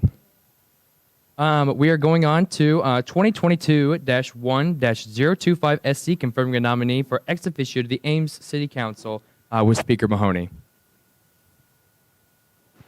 So the ex officio to the Ames City Council is actually probably one of our more important positions, in my opinion. They serve as the liaison between student government and the City Council. That's a membership or a relationship that's extremely important. They'll also be this year, starting now, tasked with chairing the Local Affairs Committee. So I will let the nominee take it away. Good evening, everyone. For those of you who do not know me, my name is Bryce Garman. I'm currently a junior studying public relations and political science. I served as the director of marketing last year within that cabinet, and then I am up for tonight to serve as the next ex officio. Local government is something that's very important to me. I've been involved within local government my entire life. I've had family in many different areas. I currently work as an intern for the Story County Board of Supervisors, and then I'm also the chair of the Campus and Community Commission with the City of Ames. So I've already done some work this year with council members and city managers, so I already have those connections there, so it would be an easy transition. But I'm open to any questions that you may have. Are there any questions for the nominee or discussion on the bill as a whole? Senator Kohlhaas. Hi, everybody. I just want to put in my 2 cents on Bryce and why I think he would be a good nominee. I've known Bryce since birth, pretty much. He's the reason I am sitting here right now, and he takes every position he ever goes for wholeheartedly. And he is already working with these people that the committee would be working with, correct? Yes? So it's really a no-brainer, and yeah, good luck. With that, I yield. Are there any further questions or discussion on the bill as a whole? Question has been called for, and second is there any objections to voting now? Unanimous consent has been called for. Are there any objections by passing this bill by way of unanimous consent? Seeing none, congratulations, Bryce. This motion carries. We will now move into 2022-1-026 SC, confirming a nominee for nonprofit coordinator with Speaker Mahoney. So for those of you that don't know, there is a program called Asset, which is a number of organizations within Story County, or a number of nonprofits within Story County. It's jointly funded by student government, city council, or the city of Ames, Story County, and I think United Way are the four. So the nonprofit coordinator basically serves as our input into that board. I think we funded like $260,000 towards them last year, something like that. So pretty important position. I will let the nominee speak. Hi, my name is Sarah Schrader, and I'm a sophomore here at Iowa State studying food science and global resource systems. And I'm here for the role of nonprofit coordinator. Nonprofit work is something that I'm extremely passionate about and have been deeply involved in since a very young age. I volunteered at my local food pantry at home all the way through middle school and high school regularly during the summers and over breaks. And then here on campus at Iowa State, I'm involved with SHOP, the on-campus food pantry. I serve on the executive team there as the public relations chair, where I manage volunteer coordination as well as social media, marketing, and outreach. As part of that role, I am in direct contact with nonprofit organizations here in the state of Iowa, such as the Food Bank of Iowa, as well as United Way of Story County, which is one of the organizations I would also be working with in this role of nonprofit coordinator. Some of the goals that I would have for this position would be, first of all, to increase effective interaction between student government, the City of Ames, and Story County, as issues of social services and nonprofit work are things that are best accomplished with collaboration and working together rather than in competition with one another. Secondly, I would like to increase awareness among the student body here at Iowa State of services available to them, whether they be on campus or other organizations working here in Ames and in the county as a whole. And then finally, I would like to increase the transparency between how the funding that student government provides to Asset is then reflected into the services that are made available to the students here on campus. Thank you. Are there any questions for our nominee or discussion on the bill as a whole? Any discussion? Last call. Question has been called for and seconded. Is there any objection to voting now? We'll go into closing comments. There are none. Unanimous consent has been called for. Is there any objection to vote by passing this bill by way of unanimous consent? Seeing none, congratulations, Sarah. This motion carries. We will now move on to 2022-1-012 SC, confirming a nominee for Senior Director of Communications with Vice Speaker Brewick. Hey everyone, so the Senior Director of Communications is the person who chairs the PR committee. They're going to be overseeing, the outreach and marketing. We just saw those directors now, that they're going to be working with them and just making sure our PR side of student government is running efficiently and people are knowing who we are. So yeah, I'll turn it over to Christian with that. Hello and good evening. If you don't know me already, my name is Christian Grunsteiner, and I'm a sophomore majoring in event management and minoring in public relations. I was the director of outreach for student government's last administration, and I started out as a public relations committee member. I am very active in the community, and I have found a passion to serve students fervently. I stumbled upon student government on accident in my dorm room on a night of fall 2020. I was looking for a club to join, and words student government quickly dashed through my screen. For some particular reason, it sparked my interest in my mind, and I quickly started to look for opportunities within student government and what this crazy organization was all about. Little did I know that this first brave step of a scared freshman would bring me here in front of you today. I have grown so much since then, and I am very excited to be nominated Senior Director of Communications by President Ludwig and Vice President Aldrich. I believe I'm well qualified for this position due to my past experiences, personal drive, organizational communication and leadership skills, and connections within and outside of student government. I have served on the PR committee for 2 years, and I had the opportunity to be one of the leaders within the committee last year. Through these years, I have gained a passion and drive to help student government be more integrated into students' lives. I believe I can achieve this goal based on my knowledge of MU policies and guidelines, being active within the community, and my organizational awareness. I've held various leadership roles in the past, such as serving on first-year council, homecoming special events director, student union board special events director, and Professional Convention Management Association, Iowa State Student Chapter Vice President, and other work experiences that give me the necessary knowledge and skills for this role. You may be wondering how I plan to achieve this goal, and I have actually already talked to our now confirmed Director of Marketing and Director of Outreach.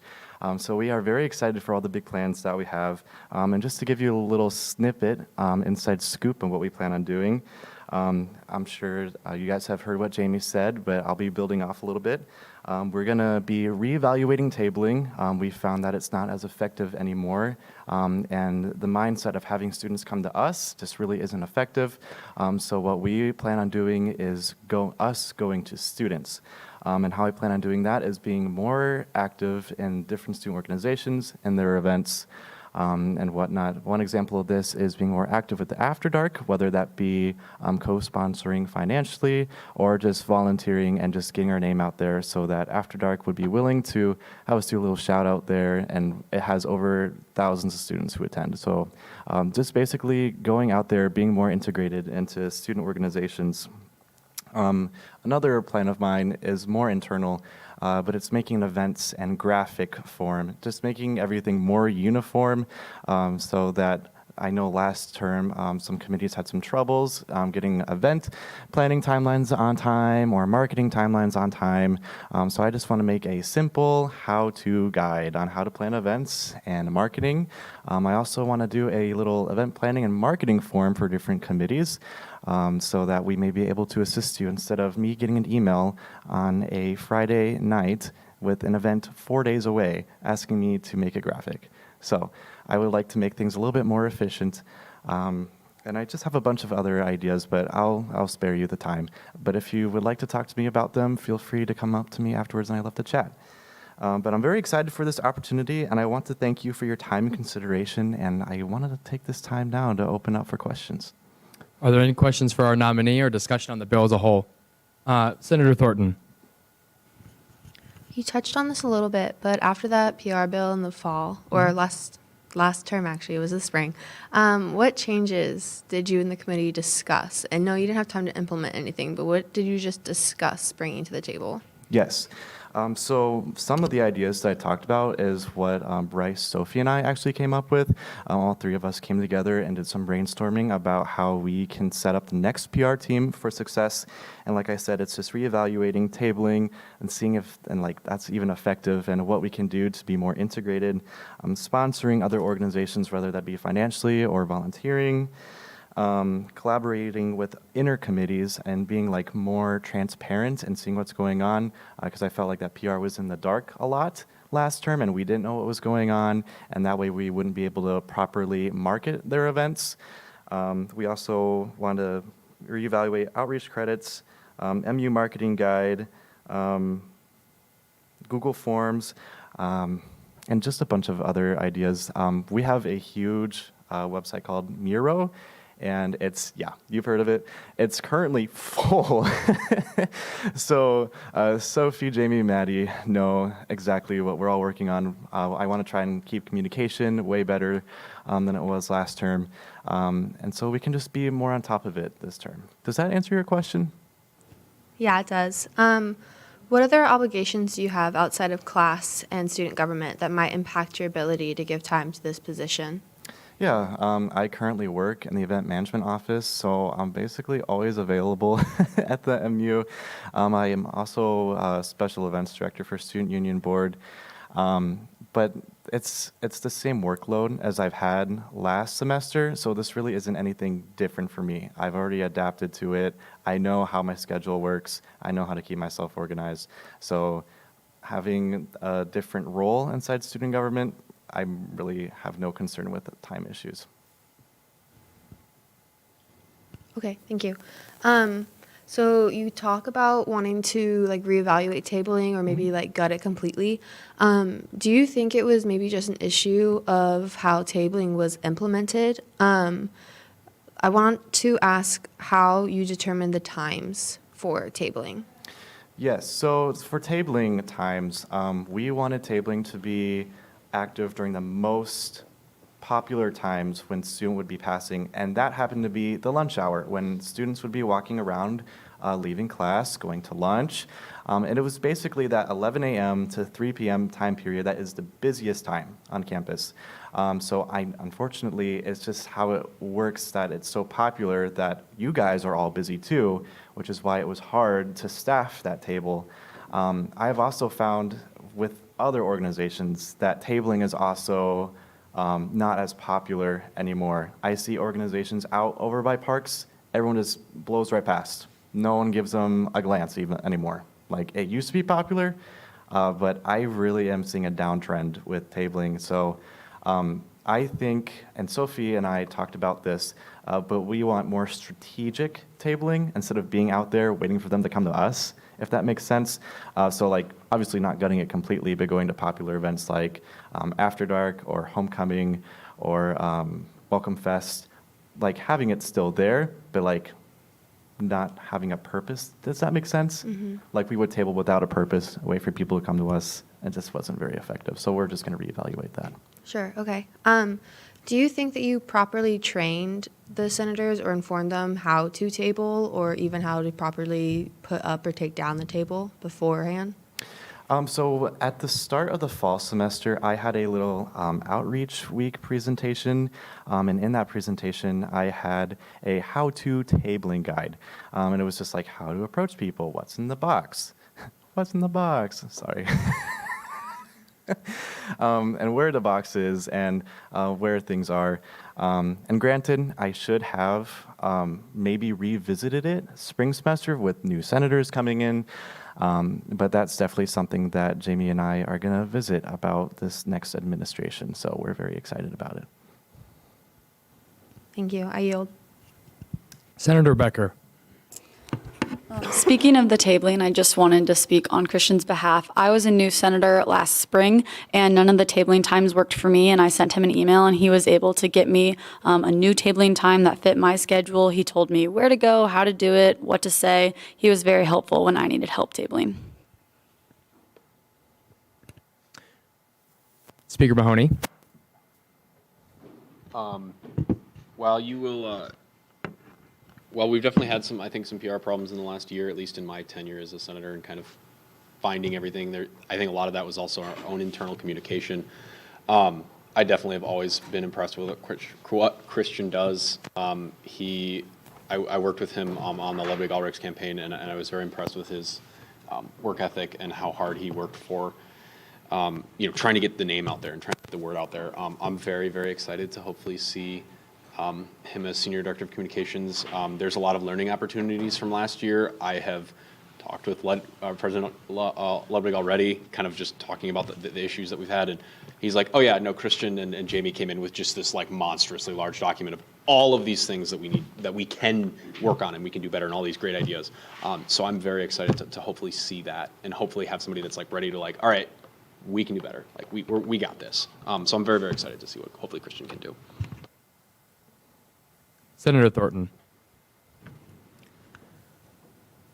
I would just like to caution this body against putting someone in this position that has maybe shown that they can't effectively hold like a lower position. And this isn't necessarily like a personal thing against you, because I know that we get along outside of the office, but when tabling has been set up for us in the past, it is sometimes 3 days before tabling is actually to happen. And that isn't necessarily a fault of tabling and why tabling fails. It is the fault of the fact that tabling is set up for us last minute, and that isn't enough time for senators to put that like in their schedules and set aside time for that. And like Christian has said, like it is set aside for the peak hours of students to walk across. But we're not necessarily consulted as what time works for our body to actually be present at these tables. And so it lends itself for the tables being empty or understaffed as well.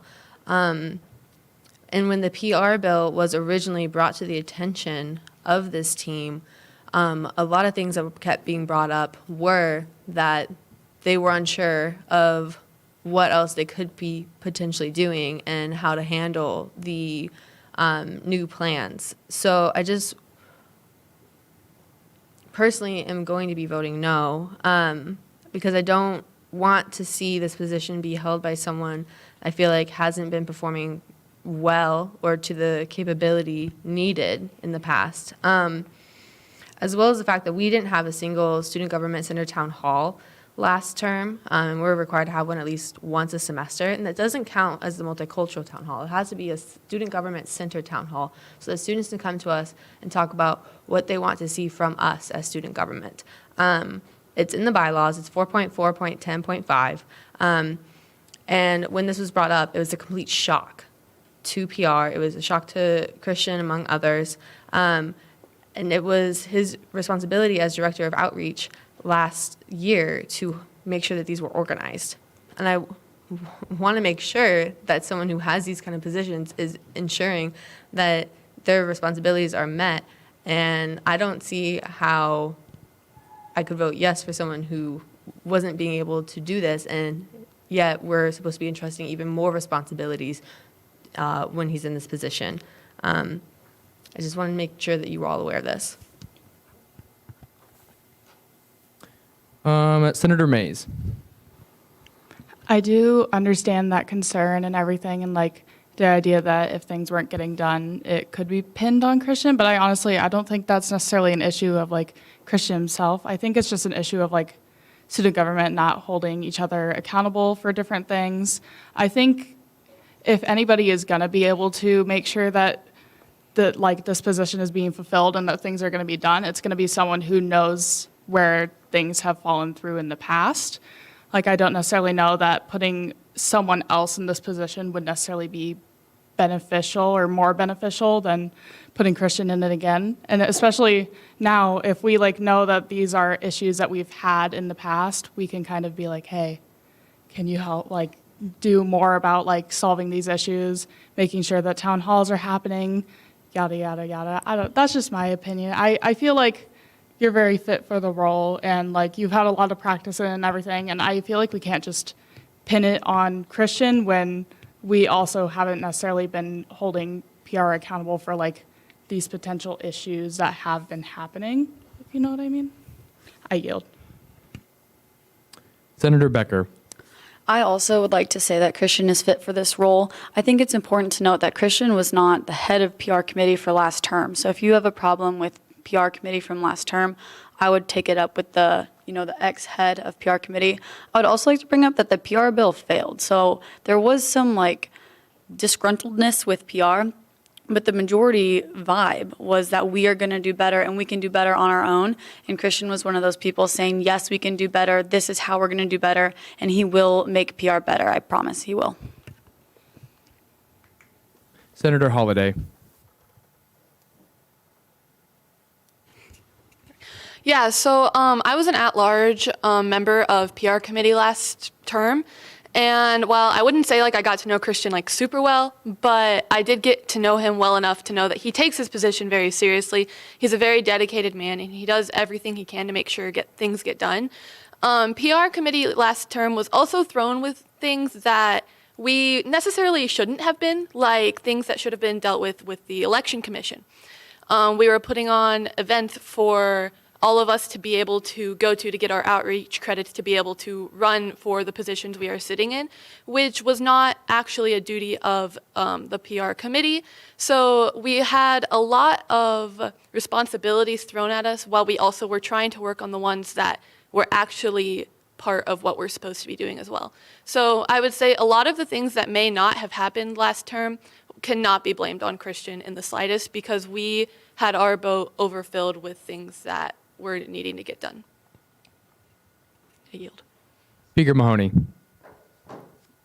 So to provide a little context for newer senators, the PR bill that keeps getting mentioned, I believe it was maybe the semester or the meeting before spring break. There was basically a bill asking PR to address an article that was written in the Daily, basically espousing the fact that most students don't really know what student government does. They did some survey or something of that sort, and it basically said that most students didn't know what student government was. And the PR bill was basically, asking PR, or ordering, I should say, PR committee to do a report on that and how that they were going to change and address that issue, as well as holding a student government town hall, I believe, explicitly related to that issue. The bill ultimately failed, but it did start a conversation that I think has kind of been ongoing since then. The other thing I did want to address with the bylaw, the 4.4.10.5, it's vague enough that you could quite easily argue, in my opinion, that a diversity, equity, inclusion town hall would fall under that student government town hall because it's student government, diversity, equity, inclusion town hall. And I know that the PR committee did help with that, at least it was my understanding. So I'm not 100% sure that when Christian was director of outreach that he failed in his duties. I guess it would be up to interpretation, but even then I'm not 100% sure. That being said, I would rather see somebody, I'm going to disagree with Senator Thornton and say I think we should be putting Christian in this position. I think if we brought somebody new in, we do have some new people coming in, right? We do have some new eyes and some new blood and some new ideas. There's been a lot of great ideas coming out of people coming out of PR committee. So we've got a good mix of like, okay, clearly we have some things to work on. What can we learn from that? And I think Christian has already expressed some great ideas that clearly show that we're learning from this. Like, right, we've got all these issues, or we've got issues, but how can we address them? And I'd rather see somebody at the helm that's done that, that's knows, okay, what have we done right, what have we done wrong, is experienced in that area, and can move forward with that, and leverage some of the new eyes that we're getting into PR committee tonight. That's why I'm really excited to hopefully see Christian in this role. I would rather have Christian than somebody who wasn't a part of PR committee, for example, last year, be senior director of communications, because senior director of communications oversees other directors. It's a really important role. I know Christian has also seen the problems of communication that we internally have had, and that's because there's been some segmentation, or probably too much segmentation between the legislative branches and the executive branches and the different committees. I know that's part of what I ran was like, I'm going to sit on these different committees and try to provide some more overview and get more conversations happening. But I know Christian is amenable to that idea, right? He's seen the need that our communication is just lacking, right? We've all talked about this for a very, very long time, both internally in student government, or not very long time, but over the last month or so, as we sort of recognized, like, okay, we have problems, like internally, we have internal communication problems, and it's not the fault of PR committee that things got dropped in their lap last minute, like, hey, we need to advertise for this event, and it's like 6 days before the event or 5 days, and you have to then go through event auth and all that jazz. Regardless, my point is, I urge you to vote yes on Christian. I think he would be a fantastic senior director of communications. I'm very excited that I'm very excited to hopefully see him in the position. I think we could do a lot of great good for our outreach and for our PR this year and have a lot of great advertising for all of our events.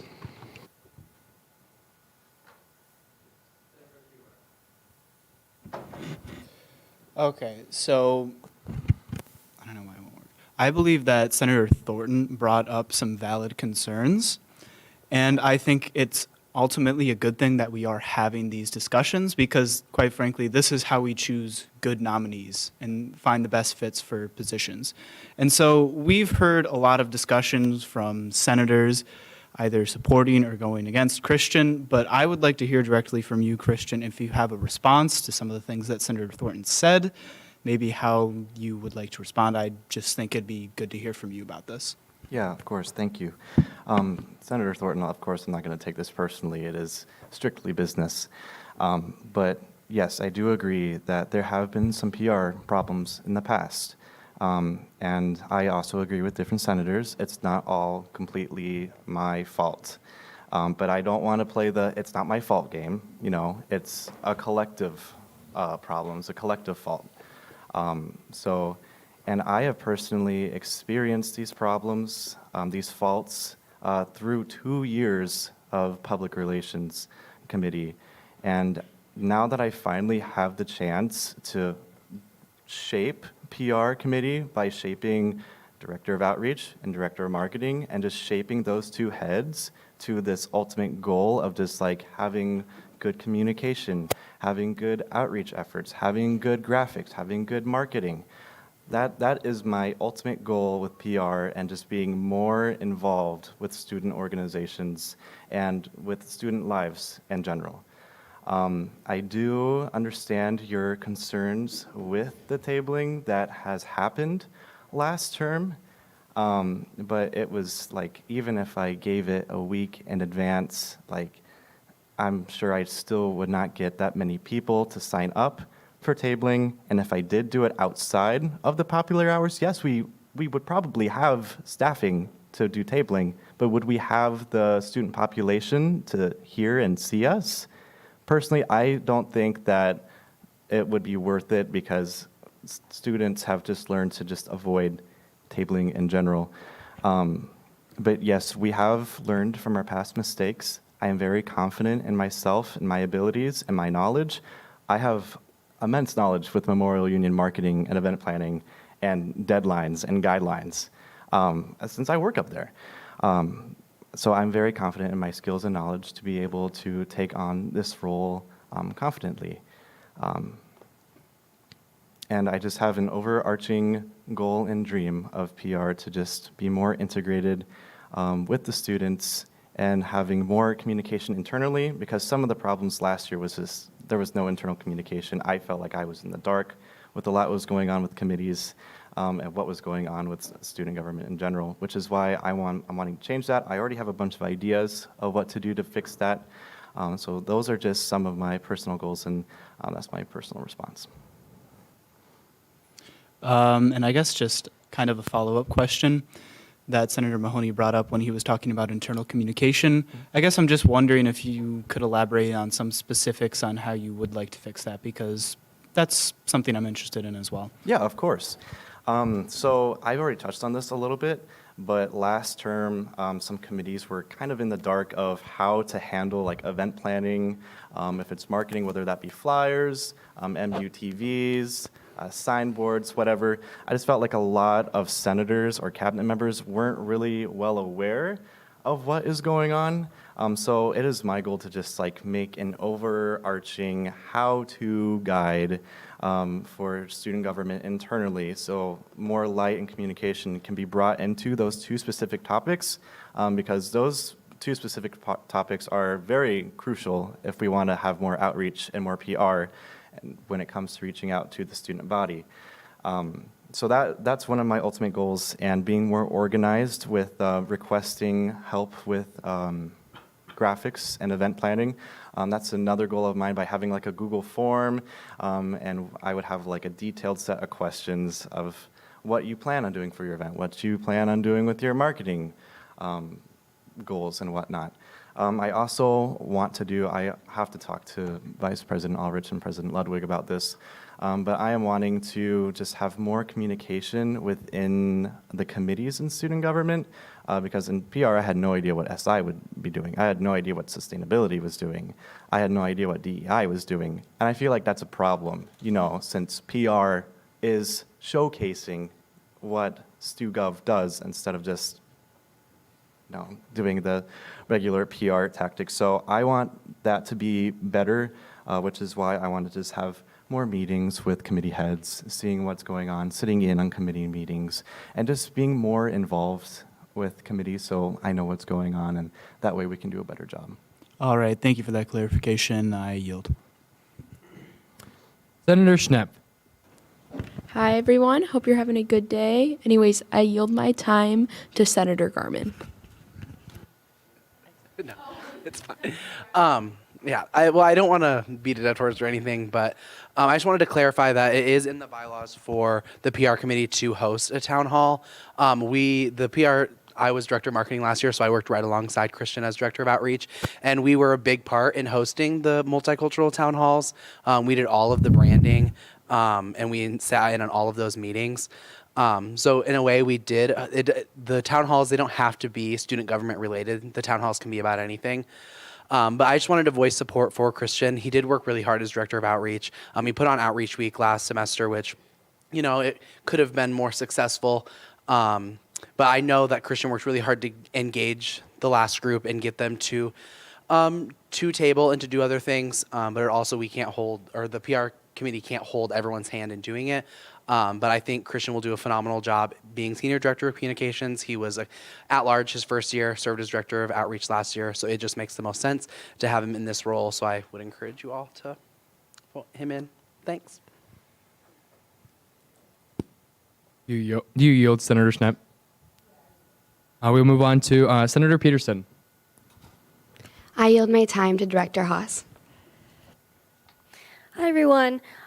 So Christian has the experience, and he also knows how like the whole MU marketing works, and that's something that's new to me and Maddie. So we really need his experience. I'm currently looking at our Miro board right now, and it's full of sticky notes. There's at least 50 sticky notes. We really need Christian on our team, and Maddie and I would be at a disadvantage if you did not confirm Christian tonight. Thank you. You yield. Senator Slater.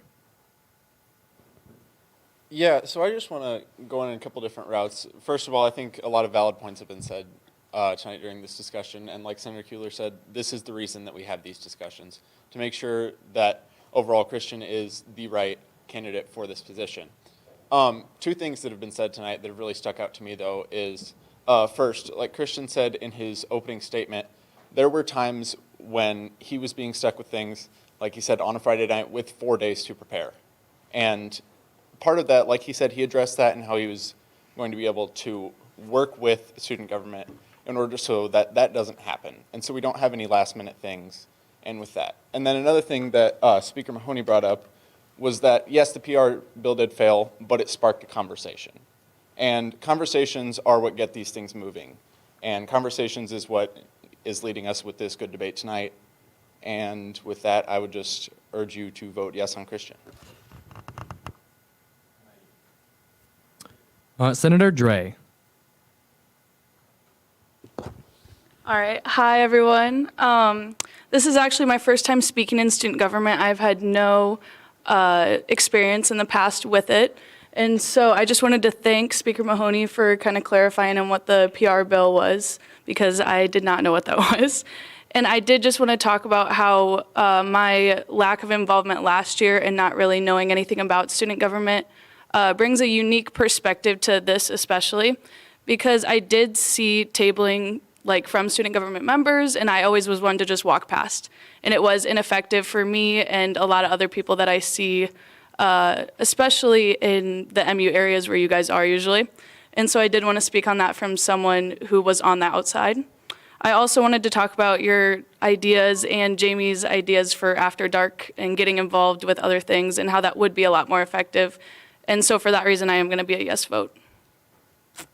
I yield. Is there any further discussion or questions for the nominee? Question has been called for and seconded. Is there any objection to voting now?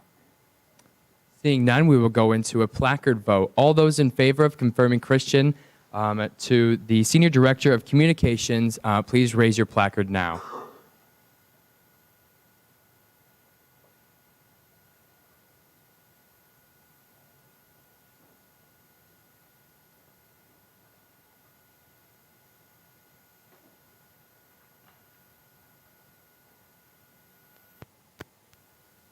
And all opposed, same sign. Thank you, and all abstentions. All right, with a vote of 26 to 1 to 0, this motion carries. Thank you. We will now move on to 2022-1-007 SG, electing a senator to the Cyride Board of Trustees with Speaker Mahoney. So we're going to get into some fun stuff, I guess, now. So Cyride Board of Trustees, so we just confirmed President Brewick to it, but Senate has our own representative on the board. The way this works is going to be like any other election we've done. I promise this is the last election we have, I believe, this year, unless the position suddenly opens up. But yeah, they've kind of already touched on what the Board of Trustees does, so I will yield and open the floor to nominations. All right, so we'll do the same procedure as last week. Just raise your placard and nominate someone. I will then ask that nominee if they accept. We will start with Senator Mays. We will move on to Senator Peterson. I nominate Senator Schnepp. Senator Schnepp, do you accept?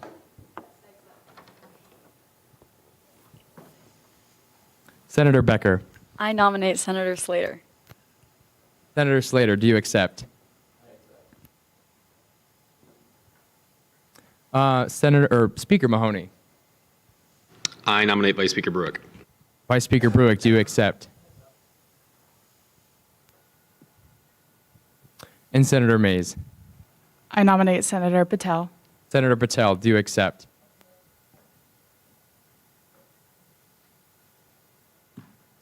Are there any more nominations for the Cyride Board of Trustees? It has been moved and seconded to close the floor for nominations. I will now ask all the candidates to please approach the podium.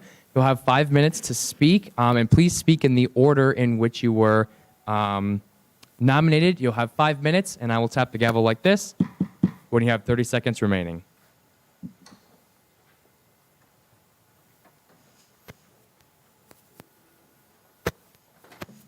Your time starts when you do.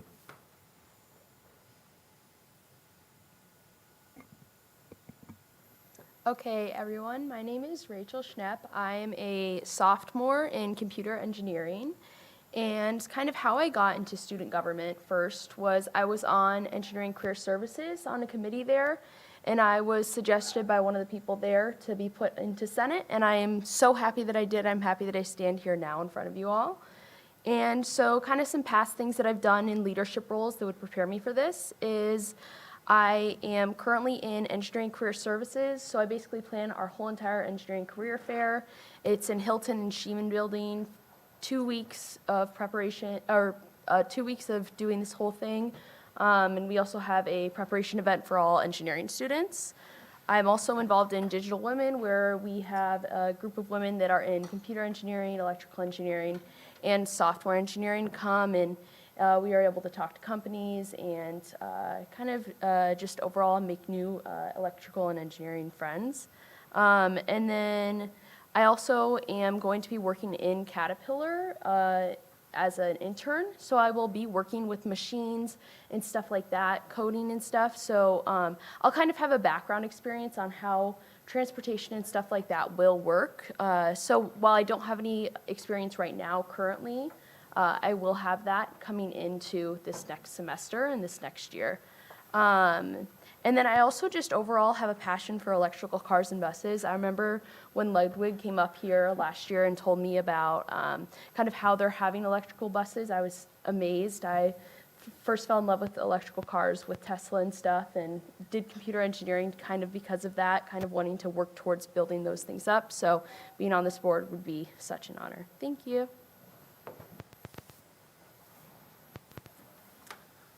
Hi, everybody. My name is Quentin Slater. I am a current first-year freshman double majoring in agricultural communications and agriculture and rural policy. And part of the importance, I think, with the Cyride Board of Trustees is just, well, first of all, one of the fun facts that President Ludwig pointed out is the fact of the ridership. And that is one thing, even though I'm up here talking, you cannot deny that that is just something that is, we take pride in here in Ames. And that is something that we need to get out and just tell people, because that is something that we're proud of and that we need to make sure that people know. But with the Cyride Board of Trustees, it's just, I believe it's a matter of making sure that everything runs smoothly. Like Senator Schnepp just said, obviously with the new initiative of the green buses and everything, it's just a matter of finding out what works best and how we're going to implement it in the best way possible. And whether the best way possible be with this new green initiative or whatever it takes, I believe that the Cyride Board of Trustees is a great fit. And with that, thank you.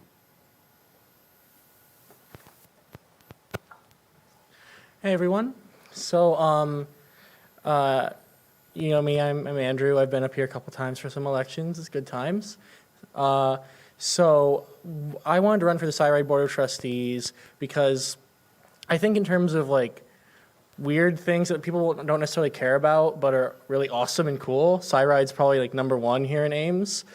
You know, public transit in this country is pretty bad. I grew up in Burlington, Iowa. I don't know if any of you know where that is. It's about 3 hours that way. It's about half the size of Ames in population.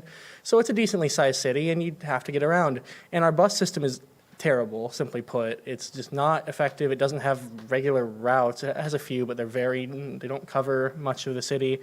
And so I think it's really great and awesome that Ames has a bus system and transit system that actually works.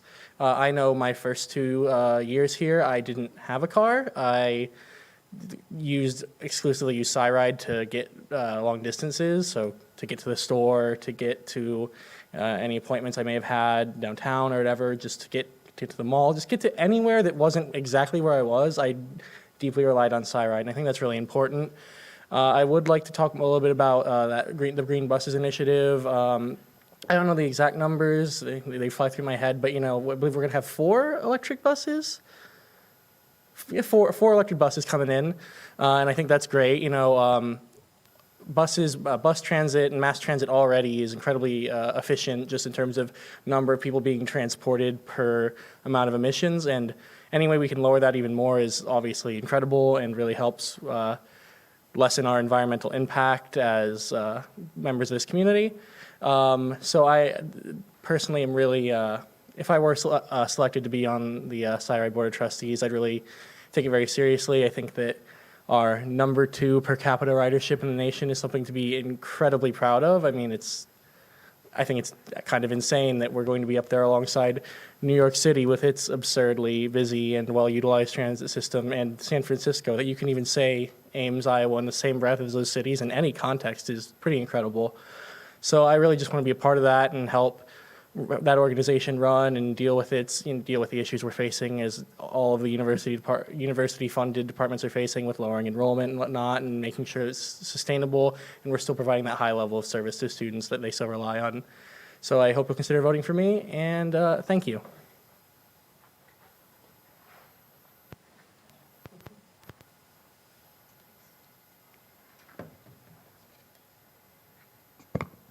Hi, everyone. My name is Kushi Patel. I would like to be a part of Cyride's Board of Trustees because I have various leadership roles from high school, and I've carried that on to my college career, such as I am the Indian Students Association's New Students Coordinator, and I help students get adjusted to the college lifestyle at Iowa State. I am also a part of First Year Council's treasurer, and something I've noticed while being first-year councils, being a part of first-year council, is many students ask about how to use Cyride on the MyState app, and I would love to be a part of Cyride and Cyride's Board of Trustees and help with that. Another thing I wanted to mention is without Cyride, I would literally be failing my Psych 131 class. If it wasn't for Orange 23, which picks me up at Lead and drops me right at the doorsteps of Gilman, and I'm passing with like a 98%, so thank you, Orange 23. And as a first-year student here at Iowa State, I got lost on red and green east and west buses of Cyride, and I would have never been able to negotiate or navigate that part of like the city of Ames without Cyride. So I would love to help and make a contribution to help Cyride be a bit more accessible to the incoming 30,000 freshmen and 3,000 transfer students coming in each year at Iowa State. Thank you. The floor is now open for any questions or discussion on the bill as a whole. We will start with Senator Kuehler. All right. So I guess my question for all 4 of the nominees is if you have any specific ideas or projects that you would want to undertake while serving in this role. Okay, so I kind of talked about the importance of electric buses, so I want to continue doing that and working with President Lugwood with that. I also think it's sometimes hard to have an Iowa State, like your card ID on you 24/7. It's annoying. Sometimes if you have to get like a thing on the back of your phone case just so you have it on you. So I'd like to be able to somehow put in a way on the My State app to have a student ID on there that you can just show on your phone, because you always have your phone on you. So that way you can never be denied, even if you are an Iowa State student. I think that'd be an easier way, and it'd also be an easier way for freshmen to get on and kind of walk through. I also think it'd be important. I know there's freshman 101 classes that every freshman has to go to, and I think it'd be important if we talk to teachers, maybe if they gave a rundown of the buses, how the system works, because it is a lot to take care of and learn, and in charge of like having to carry out your classes, being away from home, and figuring out everything else as a freshman. I think that'd also be another initiative that we could figure out. So just kind of for freshmen and transfer students to get help. So yeah. So going off with your question, I think that one of the things that I bring to the table is that I come from a very small town of about 4,500 people, and which I know there's a lot of people who had more people in their high school than I did in my entire town. So public transit really wasn't that necessary in my small town, as everybody had their own commute. But I feel like one thing that I definitely noticed when I came here was that it was a much bigger issue, seeing as the campus is so big. And just knowing about it, like Senator Schnepp just said, she made very valid points in the My State app, being able to show that so you don't have to carry around student ID in case you just forgot it or something like that, and then everything with that. But I feel like it's just a matter of educating people on this is how it works, because even though it is a thing that most people at Iowa State do know about, you cannot just automatically assume that 100% of people do know, and you have to make sure that that the majority of people are informed and that you can reach out to as many people as possible.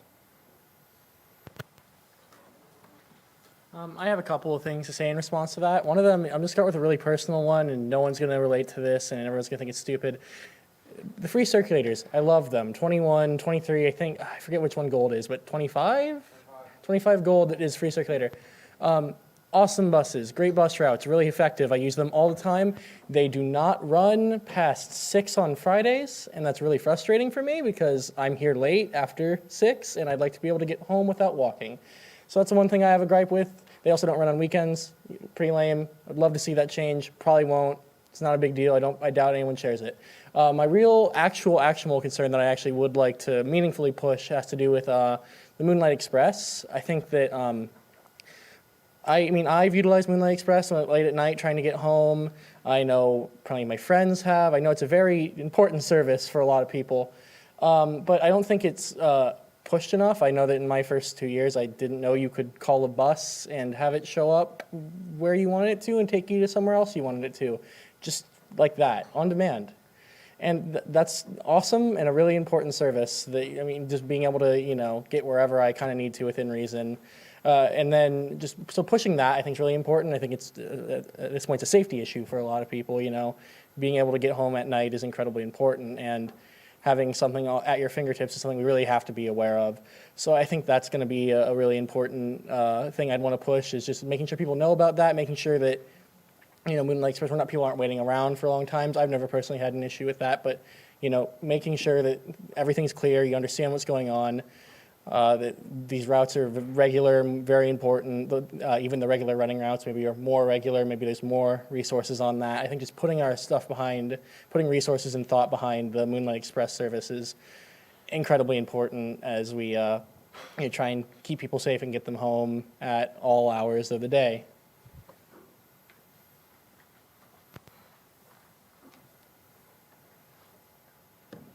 Hi, so I have three and a half projects I would like to do with Cyride. One is the electrical buses. I think that's amazing, and we should continue having electrical buses as long as we can have them. It would be great to see them on Iowa State grounds. Another one I would like to work with is Cyride and the My State app, and like how we view Cyrides on the My State app and how we can better fix that or make it accessible to new students, and that would be amazing. The third one is we are second behind New York's Transit, and I don't see why we cannot be the first. If we can pass San Francisco, we can also pass New York. So, yeah.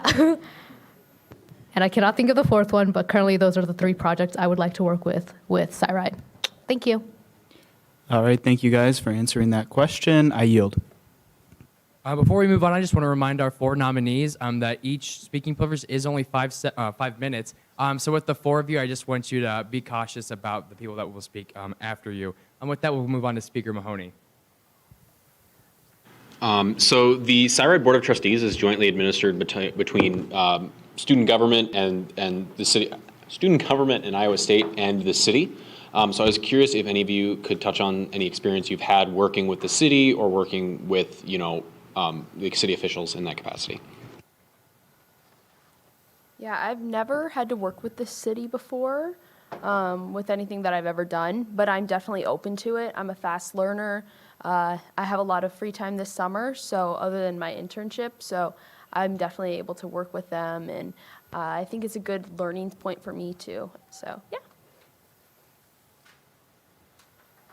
So, like Senator Schnepp, I don't personally have any experience in the Ames city with that, but back home, actually, we actually just had a mayoral race this past November after our mayor of, I believe, 44 years decided to not run for re-election. And I actually took a big part in that, in which I kind of went around and, seeing as I was the student body president for my high school, I was kind of in charge of transferring how it was going to affect the high school when we got this new administration in the city. And I think that's a viable option, seeing as though while every city is different, you have that general aspect of local government, which is extremely important and obviously takes into effect into all of our lives. I'll be blunt. I don't have too much experience with the city of Ames. I've sat here during our joint city council Senate meetings, and those have been great to listen to. I think everyone in the city council is definitely proud of that relationship. I know we're all proud of that relationship, but I don't have that much experience working with them.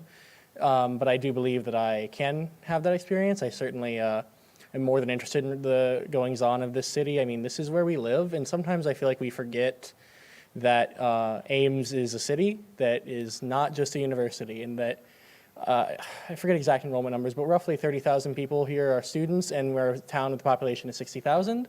So the city is just incredibly important to, making sure that we're not just serving, students, but residents as well, and making sure that Cyride works for them as well, not just worrying just about, my little gripes with the free circulators are cool and all, but that's a student issue more than anything. Making sure that, the Cyride serves all the city as well, make sure there's not any issues or dead zones where people feel like they aren't getting the bus service they need and they would like that. So I think that I think I can definitely work with that and try and get the perspective of Ames residents as well as ISU students. Hi, everyone. So I have had one experience with the city, which was when I got a speeding ticket. But other than that, I sent Bryce an email right after he was inaugurated to be a part of local affairs committee because I am interested in more exposure to local government, and I hope to help and contribute to the growth of a new committee and comprehend the city laws. So I hope to gain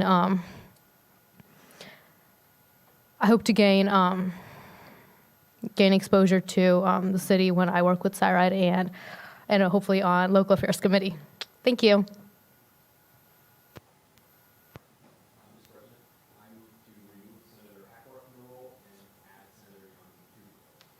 Are there any objections to adding that senator and removing that senator? Seeing none, they've been added and removed. Senator Holliday.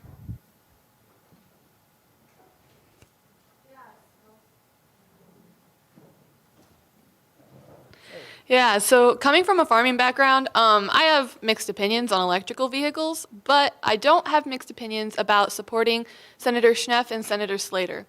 I have gotten to know Senator Schnepp through the PR committee this past year. I think she joined a little later in the year. Genuinely, I couldn't tell you when, but I do know that as soon as she joined, she got active. She is not afraid to be open-minded, accept new challenges or anything else. Like, she immediately got active and would take on any duty that was given to her. And I know that because of that, she would be able to be more than capable of fulfilling this position. I've known Senator Slater for about 3 years now, and I also know that he's a really good guy, and he's also a very dedicated person and can take on any challenge thrown his way. He is very smart and will be able to also fulfill this position. So when you're considering voting, I don't think you could go wrong with either one of those two candidates. And I yield. Senator Mays.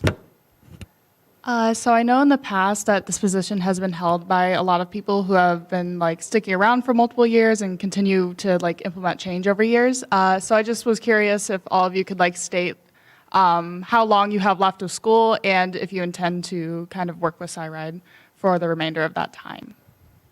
Yeah, so I am a sophomore in computer engineering right now, so I have at least 2 years. I may get my graduate degree, I may do other stuff, so I don't know, but I know I at least have 2 years, so yeah. I'm currently a freshman, and so I have 3 more years. And with your second part of your question as to staying involved, like I said, my second major is agriculture and rural policy. So that rural policy especially is one thing that will definitely be helpful if I were to be chosen for this position. I'm a junior right now, so next year is my senior year and my last year, and my plan is to go to law school, and Iowa State doesn't have a law school, so I only have the remaining year. So I will not be able to continue beyond this year, but I will be here for this full coming year. As to continuation, I mean, obviously beyond this year, there's nothing I can really do about myself being involved here, but I do fully intend to, I know a lot of times, with senators being elected, they don't necessarily, not all of them are President Ludwig, they don't necessarily have the best knowledge of exactly what everything's going to be demanded of them. So I think the one thing that I will do in the absence of myself being here is I will be fully prepared if I get this position a year from now to, fully brief the Senate on my duties and what I did in that position. The new Senate will be seated and this election will be happening before I'm actually gone, so I will be available to answer any questions and talk about that, and I think that I will be a good resource for any transition that may need to happen in my absence. Hi, everyone. So I am currently a freshman, so I still have 3 more years left, possibly 4 if I take on a double major. And so I have 4 years left, and I also plan to stay within the Cyride Board of Trustees to help learn, grow, and contribute for all 4 years. Thank you. Are there any more questions for our nominees or further debate on the bill as a whole? Question has been called for and seconded. Is there any objection to voting now? All right, so we will be going into a vote on each of the candidates. I'm going to say their name and just raise your placard. And so all those in favor of Senator Schnepp for being appointed to the Cyride Board of Trustees, please raise your placard high.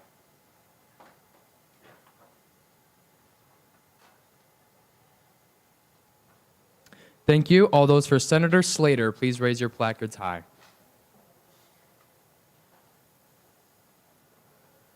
Thank you. All those for Vice Speaker Brewick. Thank you. And all those in favor of Senator Patel, please raise your placard.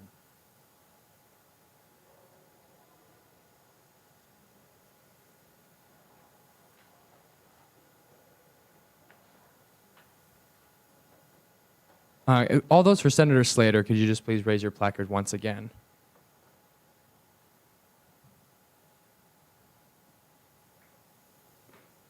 All right, so majority tonight is 12, and with none of our candidates receiving 12, we will re-vote with Senators Schnepp, Slater, and Patel.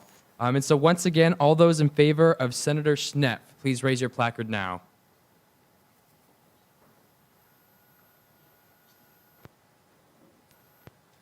All those in favor of Senator Slater.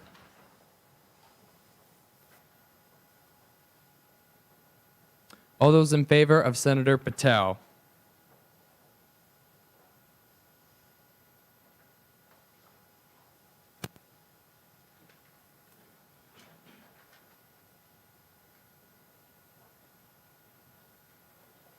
All right, once again, with no one receiving majority, we are now down to Senator Schnepp and Senator Patel. So once again, all those in favor of Senator Schnepp, please raise your placards now.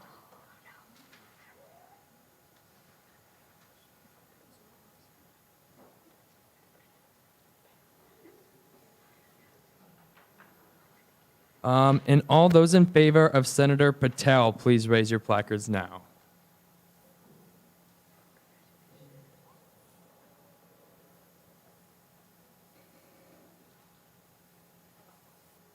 All right. With Senator Schnepp receiving 16 votes, she will be our next senator on the Cyride Board of Trustees. So congratulations.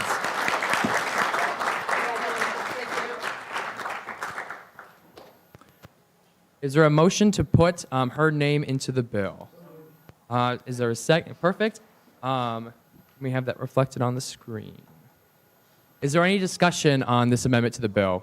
Question has been called for and seconded. Is there any objection to voting now? Seeing none, we'll move into a vote. All those in favor, unanimous consent has been called for. Is there any objections? Seeing none, the amendment passes. We're back on the bill as a whole. Question has been called for and seconded. Is there any objection to voting now? Seeing none, we'll go into a vote. All those in favor, unanimous consent has been called for. Is there any objection to voting or to bypassing this bill by way of unanimous consent? Seeing no objections, the motion carries.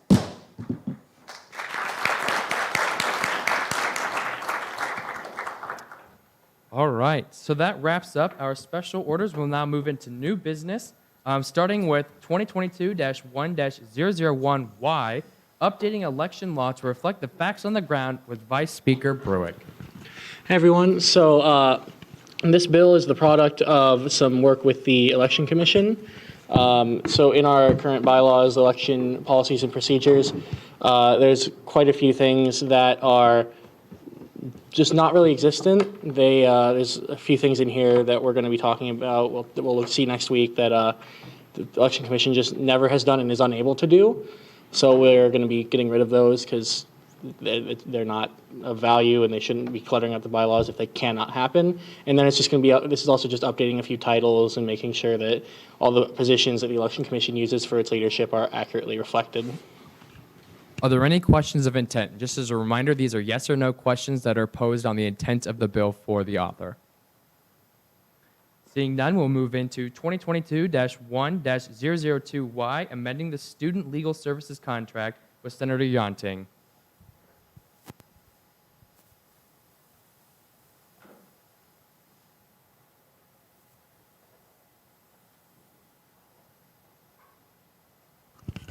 Okay, sorry. So for background, we fund the student legal services fully, meaning their whole budget, including salary and other expenses, we fund them. So the student legal services have an office in the MU, as the rent of MU has increased, so will their budget, and this amendment will reflect that. Are there any questions of intent for Senator Yonting? Seeing none, we'll move into 2022-1-003Y, amending the daily contract with Senator Yonting. Okay, so this bill is to amend the daily contract so that basically if enrollment increases or decreases by, let's say, 1%, their budget will increase accordingly. This is capped at 5%, so if enrollment increase or decrease by 7, their budget will reflect increase or decrease by only 5%, so it's capped at 5. Any questions? Are there any questions of intent for Senator Yonting? Seeing none, we'll move on to 2022-1-004F, funding Puerto Rican Student Association with Speaker Mahoney. I'm going to do this for all my bills, but I yield my opening speaking privilege to Finance Director Claiborne.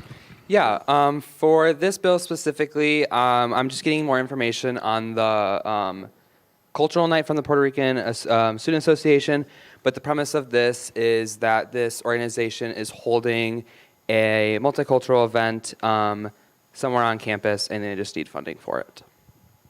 Are there any questions of intent for Finance Director Claiborne? Seeing none, we will move into 2022-1-005F, funding Destination Iowa State Meals with Speaker Mahoney. Yeah, so I introduced this last session, but this is just funding the rest of the move-in rates for meals for Destination Iowa State students. So as it stands now, transfer students and off-campus students don't get meal swipes. So they have to eat in the dining halls at the move-in rate. And last year, the move-in rate was $7 a meal. And we anticipated a $1 increase, so that would be $8. And we're just subsidizing the rest. So each meal is $5. Is there any questions of intent for Finance Director Claiborne? Seeing none, we'll move into 2022-1-006F, funding Western Team with Speaker Mahoney. This premise of this bill is that the Western Team, one of the 3 equestrian teams on campus, one of their representatives is going to nationals. So this is standard procedure that organizations on campus don't necessarily know if they're going to nationals or not, so they don't put it in their annual allocations. But when that opportunity does happen, we are funding them. So yes, that's just basic procedure. Are there any questions for Finance Director Claiborne? Seeing none, we'll move into 2022-1-007F, funding Philosophy Club with Speaker Mahoney. Okay, so the Philosophy Club is asking for advertisement and printing for one of their events coming up, and yep, that's pretty much it. Are there any questions of intent for Finance Director Claiborne? Seeing none, we'll move into 2022-1-008Y, increasing the Green Initiatives Fund with Vice Speaker Brewick. Hey everyone, so this is just a bill to increase our Green Initiatives Fund. For those of you who aren't aware, our Green Initiatives Fund is it's one of our accounts in the student government that we can use to fund events. It's controlled by the Finance Director, of course, and the Sustainability Committee. So just any event that could be seen as forwarding some sort of environmentally friendly or sustainable event can go through this account. I know that President Ludwig and Vice President Ulrich ran on doubling that, so that's what this does. It takes, I believe, so it's currently $15,000. It would take, instead of $15,000, it would now be $30,000 that we taken from our special projects account that is our kind of our overflow account for any unspent money. So it's not going to be like increasing any funds from the students. It's just from a little bit more from reserves. So yeah, that's all I got. Are there any questions of intent for Vice Speaker Brewick? Seeing none, we'll go into our final bill of the night, 2022-1-009Y, amending the Articles of Cooperation with GPSS with Senator Yonting. So this bill does not change anything. It's just a clarification of language to how we fund the daily. For graduate students, 1/3 of our students' activity fees goes to GPSS, and the $6 going to the daily will be dispersed first. So it's like a post activities fee money. Like it's like $38, I think, that will be going to 1/3 of the $38 will be going to GPSS. Are there any questions of intent for Senator Yonting? Seeing none, we'll go into closing announcements. If anyone has a closing announcement, just raise your placard, and I'll call on you. All right, Finance Director Claiborne. Yeah, just a quick announcement. Like I said earlier, applications are still open for Finance Committee. I'm looking to close them Sunday night at 11:59 and then do interviews before Wednesday. So if you would like to apply, it's in your email. I can send it out again just so people have it fresh in their inbox. But yes. We'll just keep going down that back table. So same thing. I will be sending out applications for the Local Affairs Committee tomorrow. So if you're at all interested in that, all the information will be in that email. So please apply.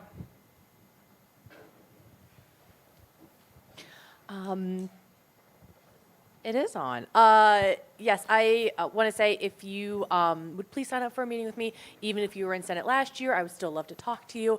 And whoever has my business cards, if they could just like give them to me after the meeting, or if someone did not get them and they want them, please feel free to take one. Yeah, thanks for confirming a bunch of my members of my cabinet tonight, and thank you for all the kind words about Cyride. But I just wanted to let the college senators in the room know that Jaden and I will be reaching out here in the near future to talk with you about setting up meetings with your deans, so you can kind of have that touch point if you don't already. That was something that President Graber a couple years ago did for me when I was a senator, and I found that pretty valuable. So just kind of making sure that you have those connections is something that we want to focus on in this next year. So just wanted to make sure the college senators are on the lookout for that.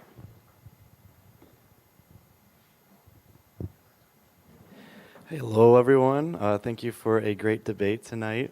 However, I did want to let you know that next week we are planning on doing the headshots again that we did last term to update the directory. So come dressed the way you want your picture to be. If you want to be in sweatpants, props to you. I appreciate that. Otherwise, dress however you want for your picture. I'm still working on getting a photographer, but I will be sending out an email later about logistics within the next few days. That's it. Senator Yonting.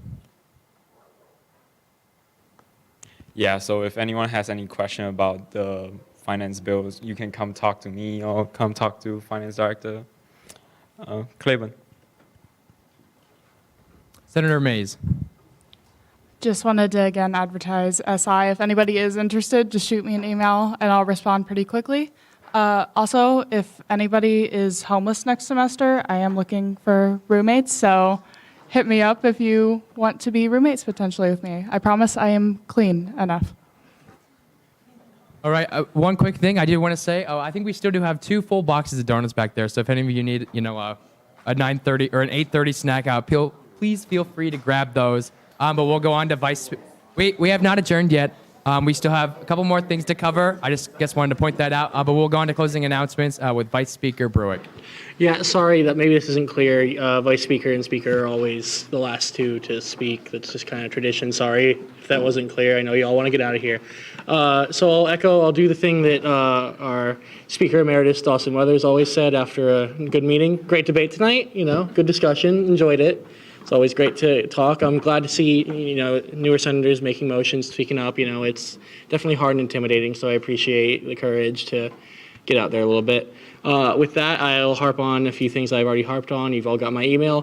Fill out the MIS. It's important. It's how we communicate with y'all. It's how the whole of leadership communicates with you. It's how you can communicate with each other if you need to talk to each other about projects or anything. Really important, super cool. Fill it out. Office hours that's another important thing for me. All senators are required to do 1 office hour a week in our student government office. On that email, I attached pictures I hope were helpful. Maybe they weren't, maybe they were. But if you have any questions about where it is, I could literally go show you after this meeting if you'd like. We can go to the office, check it out, see where it is, figure all that stuff out. The new senators probably won't have key card access yet. We need your phone number for that. So again, fill out the MIS. So if that comes up and you're unable to complete your office hour this week or in the next week because you're just unable to get into the office, let me know. I'll be flexible. It's early. Stuff happens. But yeah, I think that's all I got. I'll give it over to Eddie. I'll keep it brief because I know we've had a decently long meeting. I promise. Normally not this long and tedious, but when we have 27 bills up for discussion tonight, there's a lot to go over. Couple things I'll touch on. He said fill out the MIS, so please do that. But also join the Senate GroupMe if you haven't already. Hopefully sometime this week we will make a general student government GroupMe for everybody to be in. Obviously, like I said, where we get to know each other too, so it's a ton of fun to be in those. Couple big things. One, obviously I printed new placards. If you noticed any misspellings, want pronouns on it, want them off, anything wrong with your placard, please feel free to reach out to me. I'm sure I screwed up somewhere, somehow. I know I already spelled his name wrong. So I had to print him a new one. Regardless, also, just keep in mind, every senator is required to sit on at least one committee. So if you have not already thought about kind of what committees you want to be a part of, it can be anything from Student Initiatives Committee, Finance Committee, Local Affairs, PR, Diversity, Equity, Inclusion. Am I missing any turn? Or they can be any university level committees. ISUPD Advisory Board, University Committee on Lectures, Curriculum Committee. You just have to sit on some committee, basically being kind of representing your constituency. So keep that in mind. If any nomination or any committee applications come across your mailbox, you're like, oh, that sounds interesting, please do apply. We love to see that. With that, I do have two nominations, or three nominations, I should say, I make for the Budget Review Task Force. So if anybody has any interest in kind of reviewing student government's internal budget over kind of the course of the summer and the fall semester, it's a pretty huge deal that we've been talking about for the last little while. I'm excited to see that. Please reach out to me. I've only had a couple interested people let me know that they are, so I would like to have some more. I'd like to hear anybody that's interested. So please reach out to me if you're interested at all being a part of that process and being a part of that. With that, move to adjourn. Go Cyclones. This meeting is adjourned.